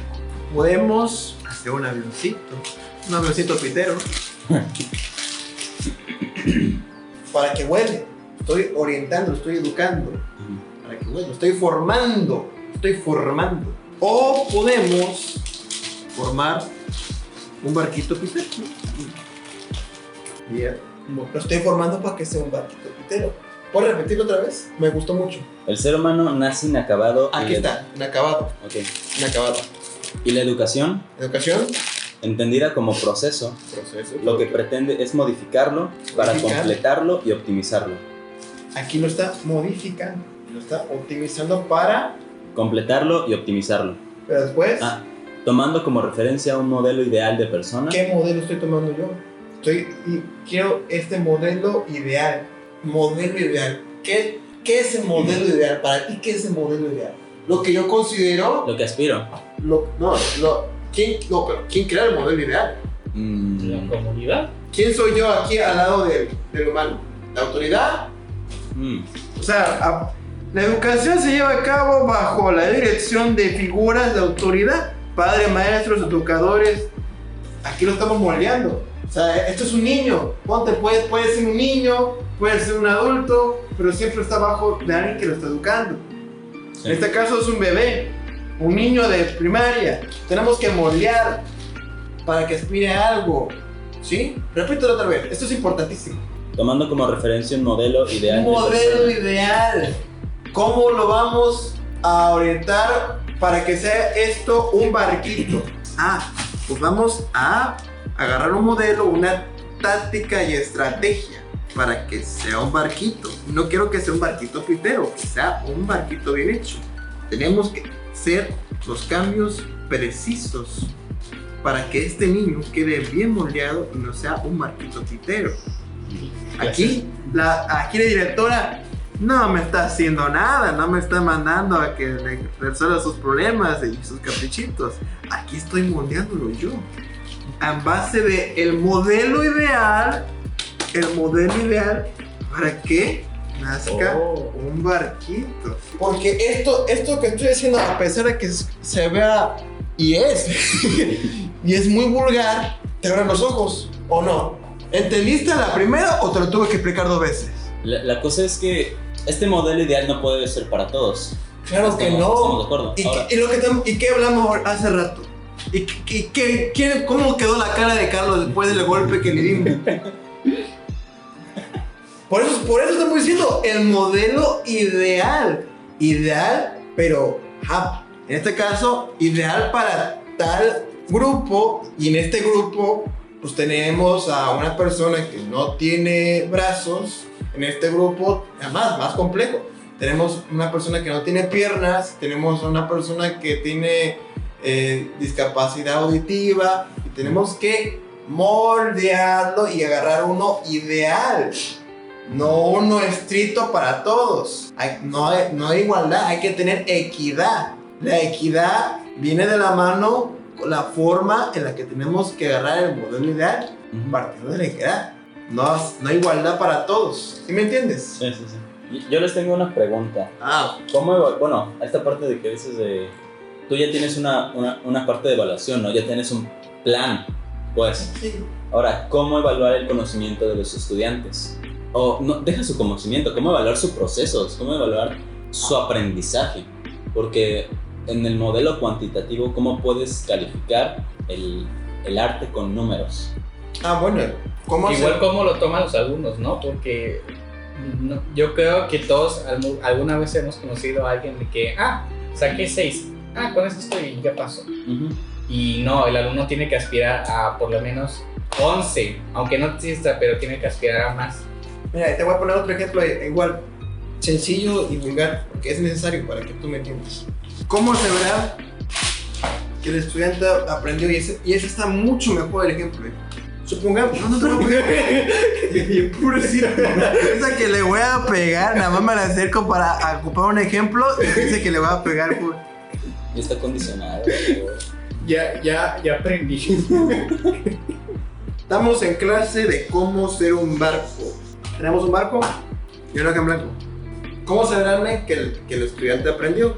Que ahora la clase es de cómo ser un barco rayado. Llevo aquí una gran diferencia. Aquí tenemos ya un barco de alguien que ya tiene experiencia en ser barco. Aquí no. ¿Sí? Aquí está avanzando poco a poco en cómo ser un barco. Primero está viendo cómo chingo voy a hacer un barco, porque antes de ser un barco rayado, tengo que ser un barco. Tengo que saber las bases, ¿no? Y como que medio aprendo, Ponte que no tengo aptitudes, o sea, para hacer un barco, pero yo hago lo mejor que puedo para hacer un barco. Yo doy todo de mí para hacer un barco.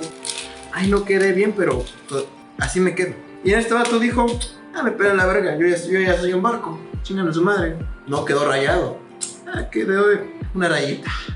Ni entró a clase el güey, le tuvo soberbia el barquito, se fue con los compas, pero este barco sigue a su máquina. Como que, bueno, quedó así. No quedó tan chingón como este vato, ¿verdad? Pero mira lo que hizo él, mira lo que hizo el otro. En artes no debe ser estrictamente cuantitativo. Un docente no tiene que evaluar si uno es chingón y otro no es chingón, a pesar de que si estoy dando en teatro, tienes un actorazo aquí, a su máquina, tiene esa facilidad histriónica y el otro no, pero el otro aprendió a hablar en público sin que se esté orinando, sin que tenga ese temblor. Es una persona que tiene ansiedad social y mira lo que avanzó. Tienes que partir individualmente de cada uno de estos, ver sus aptitudes, y aquí te estás aseverando, mira, aquí estás aseverando que este sí aprendió, pero sí le entendieron la idea, sí le entendieron la idea. En artes es distinto, particularmente en arte es distinto, en otras, no es como que matemáticas, no, pues es que yo sí evolucioné, no, ¿cómo me vas a poner mi Miguel Hidalgo en el primer cuadro perfecto? O sea, es que es distinto, son formas de evaluar distintas, ¿sí? Sobre todo en las artísticas. O sea, tú tienes que evaluar en cuanto a cómo fue creciendo el alumno.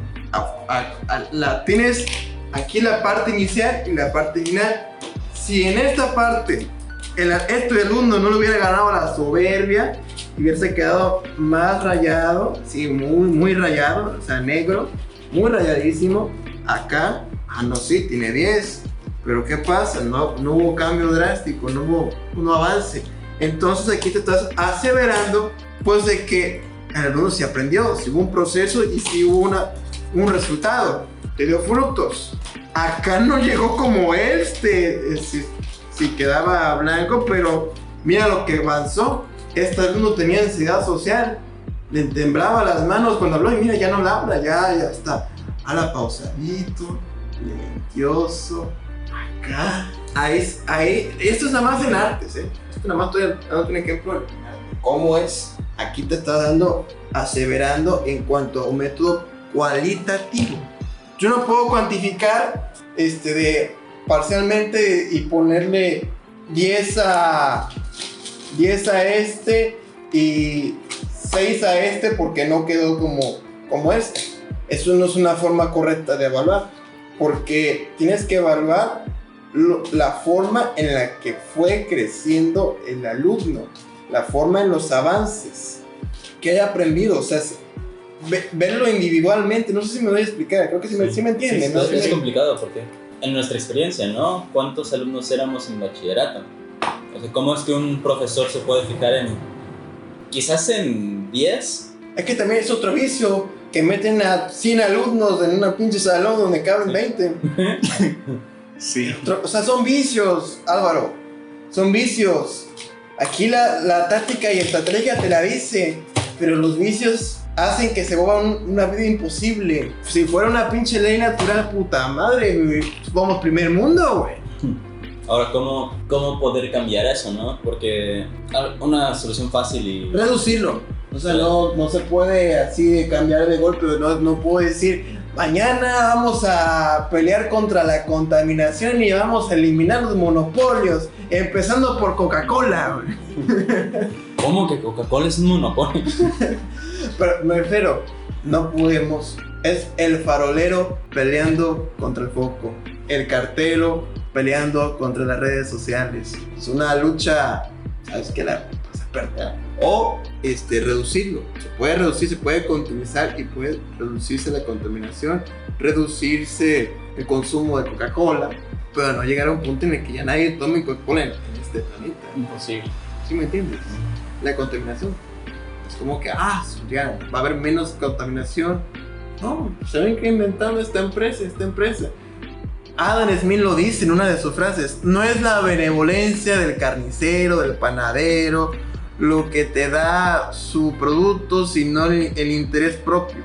O sea, al vato le vale verga que tú comas. Lo que él quiere es lucrar, papi.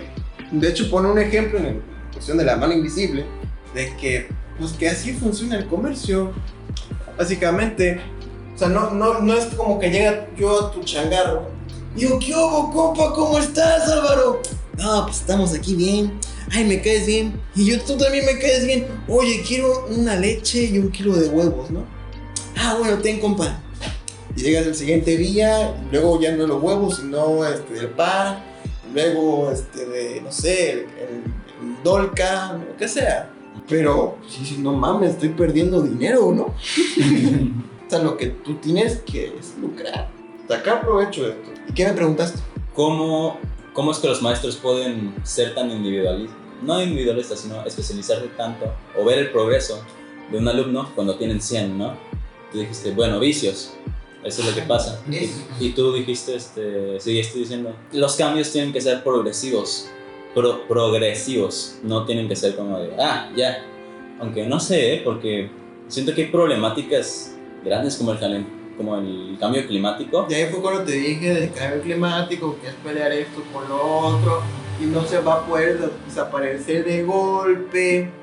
¿Sí me entiendes? Sí, y luego ya metí la Coca-Cola y luego ya metí a Dan Smith. O sea, cómo se va conectando todo como una puta telaraña. Todo esto es importante, bro. Todo esto que estamos diciendo es importante. A lo mejor no es el lenguaje que uno espera, ¿no? Para un podcast así elegantioso, pero la idea ahí está. Y esta idea puede concientizar a miles de personas. Esto casi nadie lo dice, ¿eh? Esto o sea, todos dicen, no, es que sí, que la educación debe de ser así como si fueran unos tautólogos. Además, busca tautología. No está en la RAE, güey, yo lo busqué. Tautología. Tautología. Yo busqué tautólogo, con razón no me apareció. Tautología, y luego te van a poner tablas de verdad, y luego te pones a leer las tablas de verdad. Madre, qué verga es eso. Pero que yo voy, o sea, a pesar de que mis ejemplos son muy vulgares y que muchos de ellos sale Carlos lastimado, la idea está, y la transmito, y manejo el lenguaje técnico, ahí está. ¿A poco no está padre el podcast? No vayas a decir, no, es que Javi, la verdad sí te la mamaste. Mira, voy a cortar todas tus partes. todas tus partes. Cuando hablas, o sea, todo el podcast lo vas a borrar. Bueno, tú estuviste en la escuela privada, ¿no? En la Salle, sí, solamente. ¿Hay una relación directa entre escuelas privadas y escuelas religiosas? pues obviamente. No. O sea, me refiero a la parte en la que pues no hay pedo, güey. O sea, las escuelas religiosas son privadas, pero no todas las escuelas privadas son religiosas. A ver, No. las escuelas, ¿qué? Religiosas son privadas, porque no puede ser de gobierno, no puede ser. Aquí en México no se puede, pero en otros países como ya dije, como Irán, Afganistán, pues sí, hay escuelas públicas que son ultra religiosas. Es que mira, pues, es que si tú dices escuelas religiosas, tú puedes tomar clases de catecismo y es una escuela. Mira, voy a buscar escuelas privadas Sí, no religiosas. Ahora, si tú me dices la institución que te asevera que tú fuiste a una secundaria, a una preparatoria, rollo, y que sea privada, ahí sí. Pero si tú me dices escuela religiosa, o sea, ya con que vaya al catecismo no me van a dar el certificado de preparatoria, ¿no?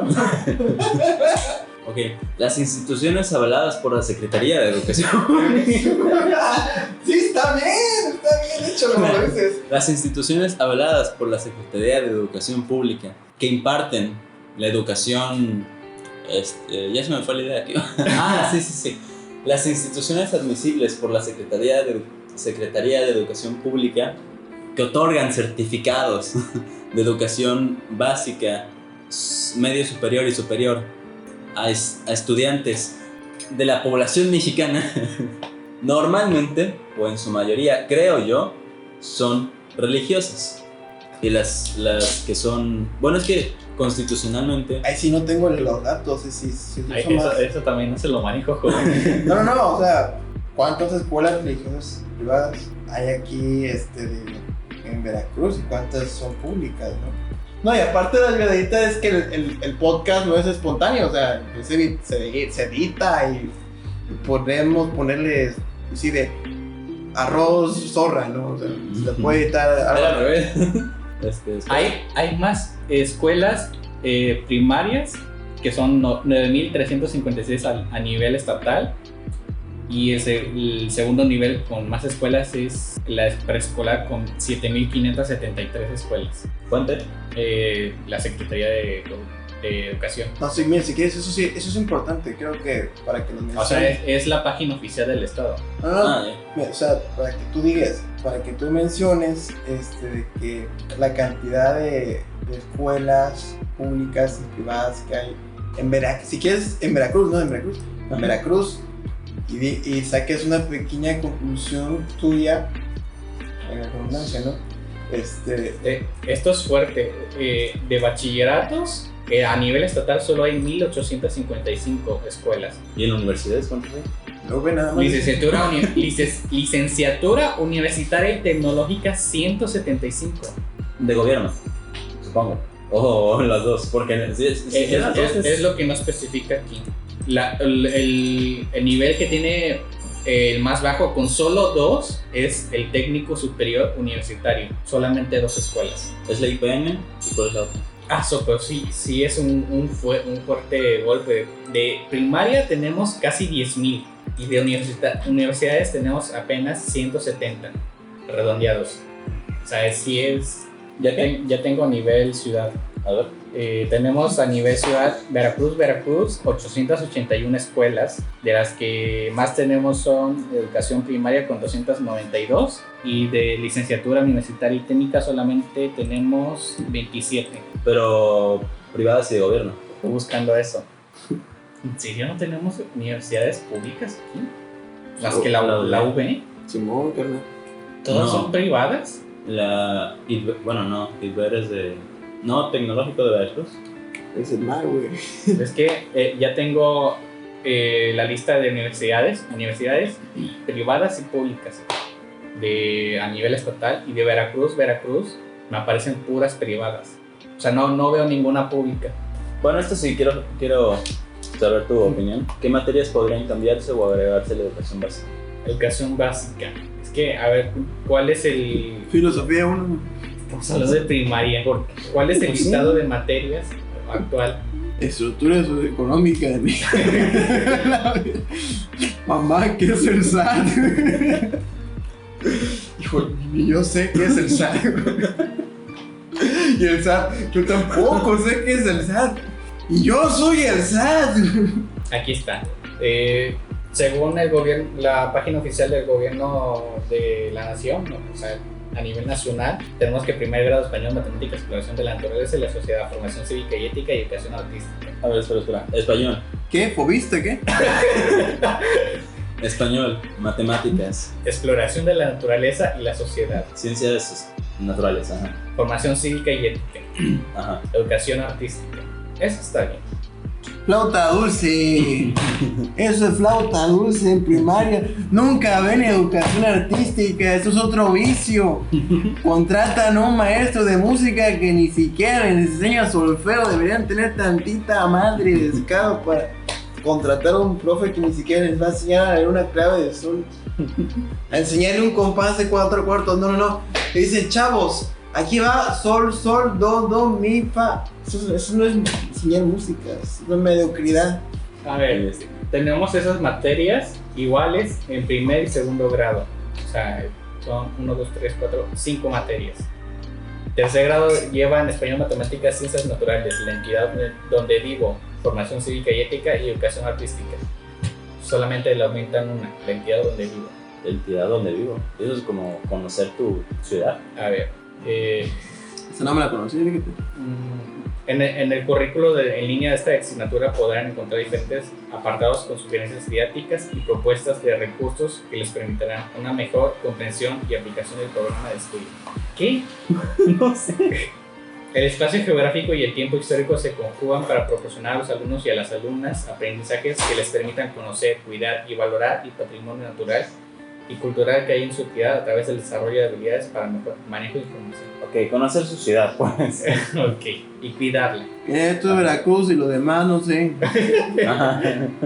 Cuarto grado, español, matemáticas, ciencias naturales, geografía, historia. Formación cívica y ética y educación artística. Ahí sí yo creo que está mal. Geografía e historia.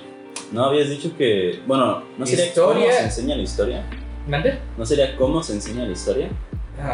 Pues ya te lo sabes, tú sí, nada más se enfoca a la universal en Estados Unidos y en Europa y lo demás, quién sabe.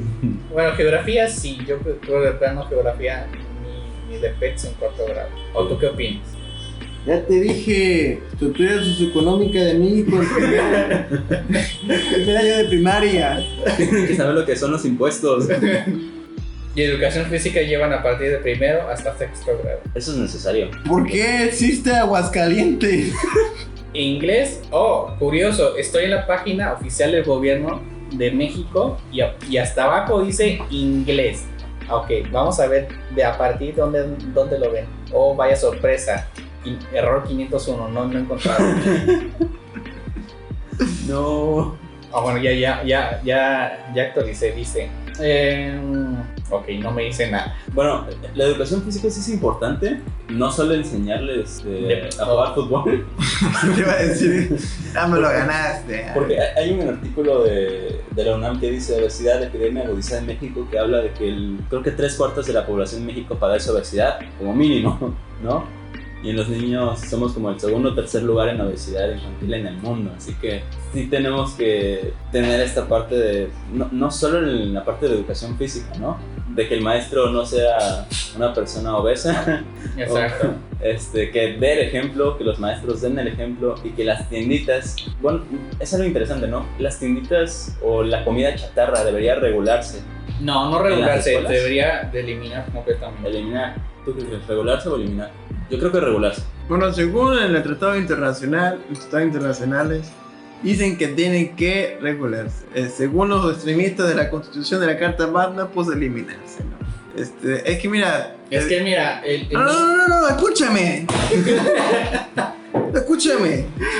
Esto sí es pertinente, ya. Esto sí es pertinente. Ok, ya tenemos a Javi de Aguanta. No, es que también tanto. Yo sí quiero descansar, pero cuando escucho una estupidez así, o sea, me despierto, ¿no?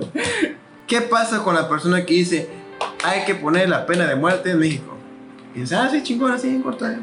Lo ponemos a legislar, ¿no? El artículo 1 es un chiste, ¿no? Porque el artículo 1 es donde te dice que los derechos humanos, que no tienen que maltratar. Es más, si quieres te la leo, si quieren escucharlo. En los Estados Unidos mexicanos, todas las personas gozarán de los derechos humanos reconocidos en esta Constitución y en los tratados internacionales de los que el Estado mexicano sea parte, así como de las garantías para su protección, cuyo ejercicio no podrá restringirse ni suspenderse, salvo en los casos y bajo las condiciones que esta Constitución establece, ¿no? Y esto fue una reforma cuando es el parteaguas de las garantías individuales a derechos humanos. El nombre de derechos humanos en la Constitución nace en el 2011. Antes se conocía como garantías individuales. Los derechos humanos, antes del 2011, en la Constitución no existía. Entonces acá nos menciona que las normas relativas a los derechos humanos se interpretarán de conformidad con esta Constitución y con los tratados internacionales de la materia, favoreciendo en todo el tiempo a las personas la protección más amplia. Ahorita vamos a llegar en parte. Todas las autoridades en el ámbito de sus competencias tienen la obligación de promover, respetar, proteger y garantizar los derechos humanos de conformidad con los principios de universalidad, interdependencia, indivisibilidad y progresividad. En consecuencia, el Estado deberá prevenir, investigar, sancionar y reparar las violaciones a los derechos humanos en los términos que establezca la ley. Acá viene ahora sí. Está prohibida la esclavitud en los Estados Unidos mexicanos. Los esclavos del extranjero que entren al territorio nacional alcanzarán por este solo hecho su libertad y la protección de las leyes. Queda prohibida toda discriminación motivada por origen étnico o nacional, el género, la edad, las discapacidades, la condición social, las condiciones de salud, la religión, las opiniones, las preferencias sexuales, el estado civil o cualquier otra que atente contra la dignidad humana y tenga por objeto anular o menoscabar los derechos y libertades de las personas. No puede haber pena de muerte. ¿Por qué? Porque primero, la Constitución te dice, papi, no puede haber. Segundo, artículo 1 del Pacto de San José, puede haber maltratos. No puede haber maltratos. No, cuando tú firmas un tratado internacional, tu Constitución es la perrita del tratado internacional. Cuando México, para que pueda haber pena de muerte, necesita forzosamente salirse del Pacto de San José de Costa Rica. Se pregunta de dónde sale. Sí, ya sé dónde es Costa Rica, ¿sí? Es más, tú lo debes saber porque lleva ciencia política. Si no, pues que nada más estás calentando una banca. Eso no lo he visto. Entonces, ¿qué pasa si México se sale del Pacto de San José? Costa Rica y todos los estados que están unidos a ese tratado internacional te van a ver como un país dictatorial. No dictatorial, sino que hace las cosas grosero, que no respeta los derechos humanos. Y no solamente te va a afectar en la parte de que te vas a tener un antecedente negativo, sino que ¿qué le pasó a Salvador Allende? ¿Qué le pasó a Cuba? ¿Cayeron en dictaduras? No. ¿Qué le pasó con referente a Estados Unidos? Le cerró las rutas comerciales. Le cierra las rutas comerciales a Costa Rica y todos los países que están unidos a este tratado internacional por querer salirte. Es como estar entre la espada y la pared. Y ahora fíjate, y nosotros que somos vecinos de los Estados Unidos, ¿cómo nos sería? Pero Estados Unidos no está en el Pacto de San José. Estados Unidos no es pendejo. Ahora sí a dormir. Okay. Es que cuando escucho mamá así, me aguanta. Por la regularización que nos... Sí. La regularización de la comida, ¿no? De comida chatarra dentro de la línea de... Porque tiene libertad de personalidad. Sí, es un derecho humano. Es decir, pues tengo que comer lo que a mí se me chingue en la madre. Yo quiero comer lo que yo quiera.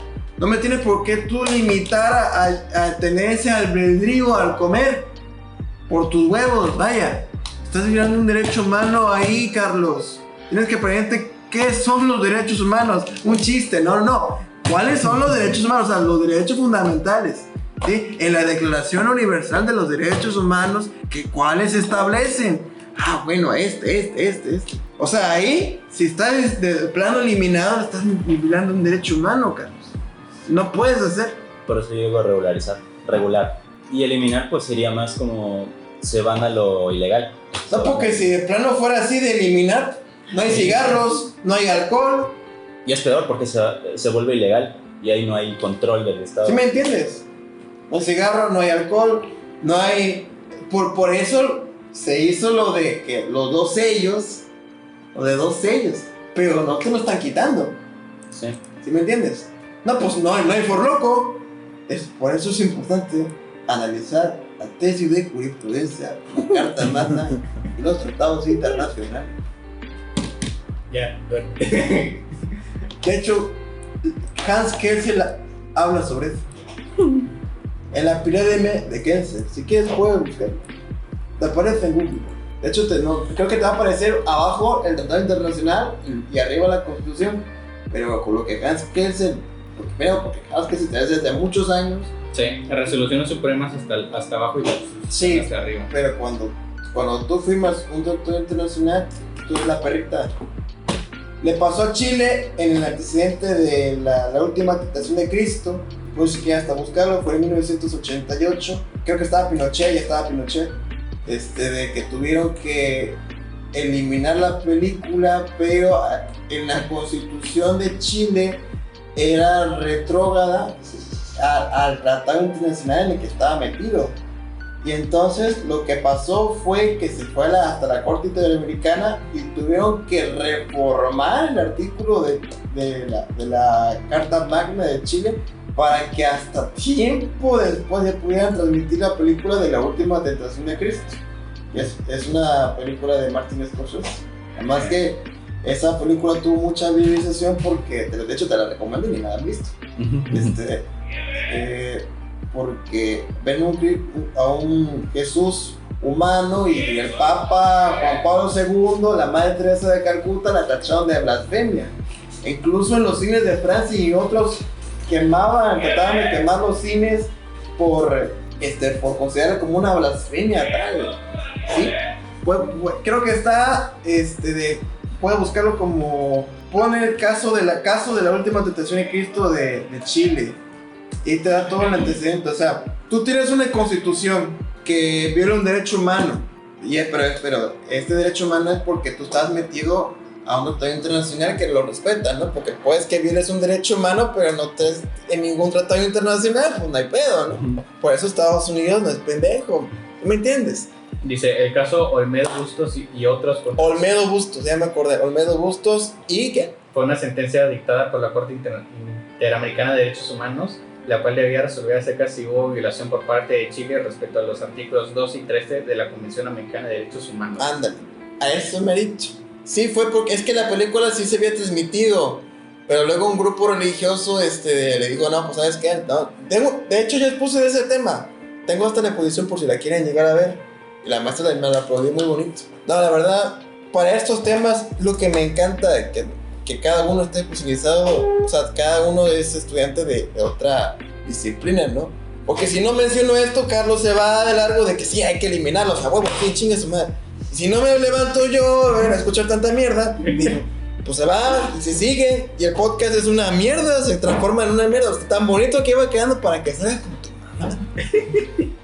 Pero si van a hablar de otra cosa... Pero siempre tiene que haber otra opinión, ¿estás de acuerdo? Claro. Pero como yo me estoy muriendo y no he dormido ni madre. No, pero qué bueno, no. Yo te quiero mucho, amigo. Yo te quiero mucho, sabes que te adoro. Pero es lo que pasa, ¿no? Igual puede que yo desconozco un tema y si no viene otro a callarme el culo, a callarme la boca, ¿sabes? Para la redundancia, pues yo me puedo ir de largo. Pero eso es lo triste, ¿no? De que pues hay mucho contenido de podcast que nada más porque tiene un micrófono caro, una cámara cara y todo, producción, te pones a hablar de pura mierda, pero con elegancia, con la retórica y lo vendes y eres un maldito vendehumo. Si quieres puedes buscar que es un vendehumo, ¿no? Eso creo que ya lo sabes. Y así es como Muñoz, ¿no? Están mirando. Al final la película se llegó a transmitir muchísimo tiempo después, fue en 2001, igual aquí en México, y México estaba Carlos Salinas de Gortari en aquel entonces. 2002, fíjate. La película fue del 88. De hecho, véanla, en serio se la recomiendo. Les va a encantar. Miren que verla, es una de las obras de culto de Martin Scorsese. Sale William Dafoe de Jesús. William Dafoe lo ubican más ustedes, creo que por El Duende Verde. Que por todo su repertorio, el Anticristo, el Faro. No, el Duende Verde, del Spider-Man. De hecho, aquí en su Wikipedia dice, o sea, me van varias... Ok, no, es que esa película de La Última Tentación de Cristo es una película de culto. Es que a usted no le gusta el cine, ¿verdad? No ¿De culto no? De culto no. No, Pura palomera, nada más de qué, Buscando a Nemo, una niñera a prueba de balas, no sé. Lo que caiga en Disney es Mulan, güey. Bueno, Mulan, fíjate que Mulan creo que es de las películas más con tonos históricos y turbios de lo que ha sacado Disney, porque de ahí en fuera que ha sacado de pura mamá de princesitas y ya. Princesitas Blancanieves, princesitas Moana, ¿no? Mulan creo que es la única excepción de que tengo Dicen que sí, de mínimo la mujer sabía hacer otra cosa que no fuera depender del hombre. Sí. Bueno, creo que aquí vamos a acabar. Oye, aprendimos que Carlos es un cañón. no es cierto, Carlos. Mira, él solito se está tirando. Yo no, para que no digan que yo soy el violento aquí. De nuevo, no somos expertos, ni siquiera tenemos la licenciatura todos. Pero mínimo no andamos diciendo que hay que eliminar la comida.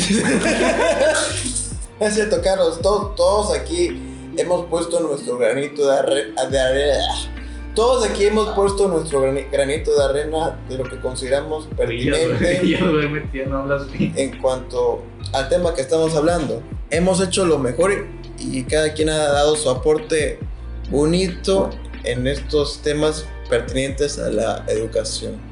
Les agradecemos toda su atención por parte de Álvaro, Román, Sí. Carlos Alcocer y un servidor, Javier Ortiz.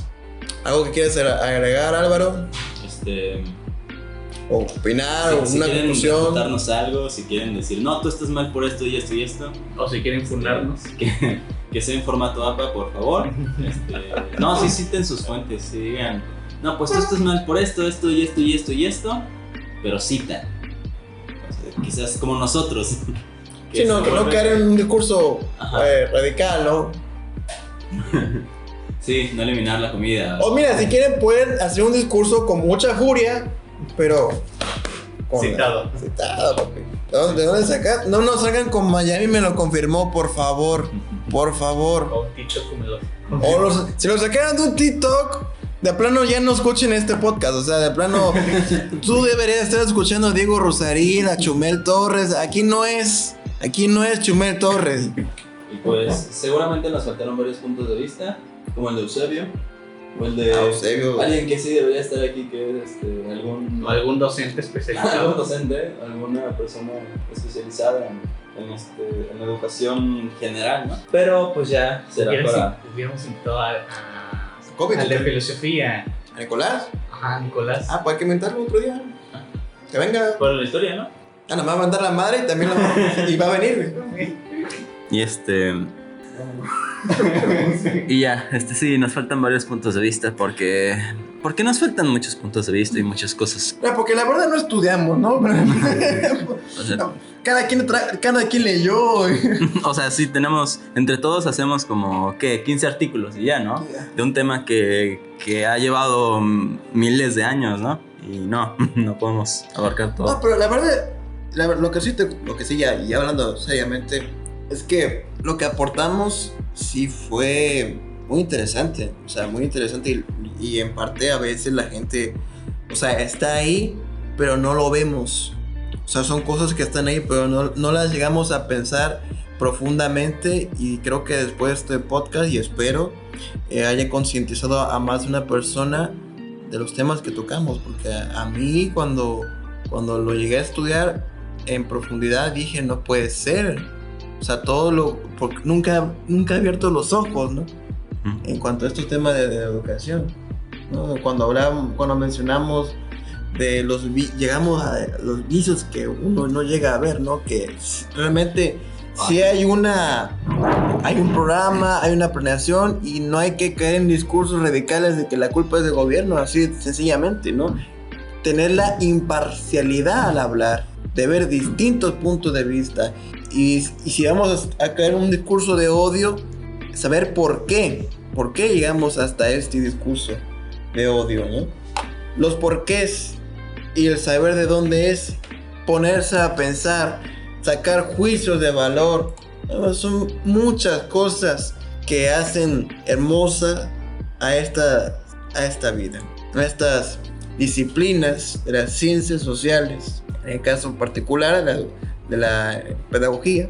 La verdad yo estoy muy contento por esta experiencia con mis compañeros, con el compañero Carlos Alcocer y Álvaro Romano. La verdad estoy muy agradecido de formar parte de esta bonita experiencia, de este bonito espacio y que ustedes nos hayan escuchado y que hayan llegado hasta aquí. La verdad lo agradezco infinitamente. ¿Algo que quieran añadir, hermanos? Duden de lo que dijimos. Duden de todo, es más, lo que acabo de mencionar y hasta el propio gracias por escucharnos, duden. ¿Qué es gracias? ¿Qué es gracias? ¿Por qué? ¿Por qué es gracias? Dime la definición etimológica de gracias. Es más, busca.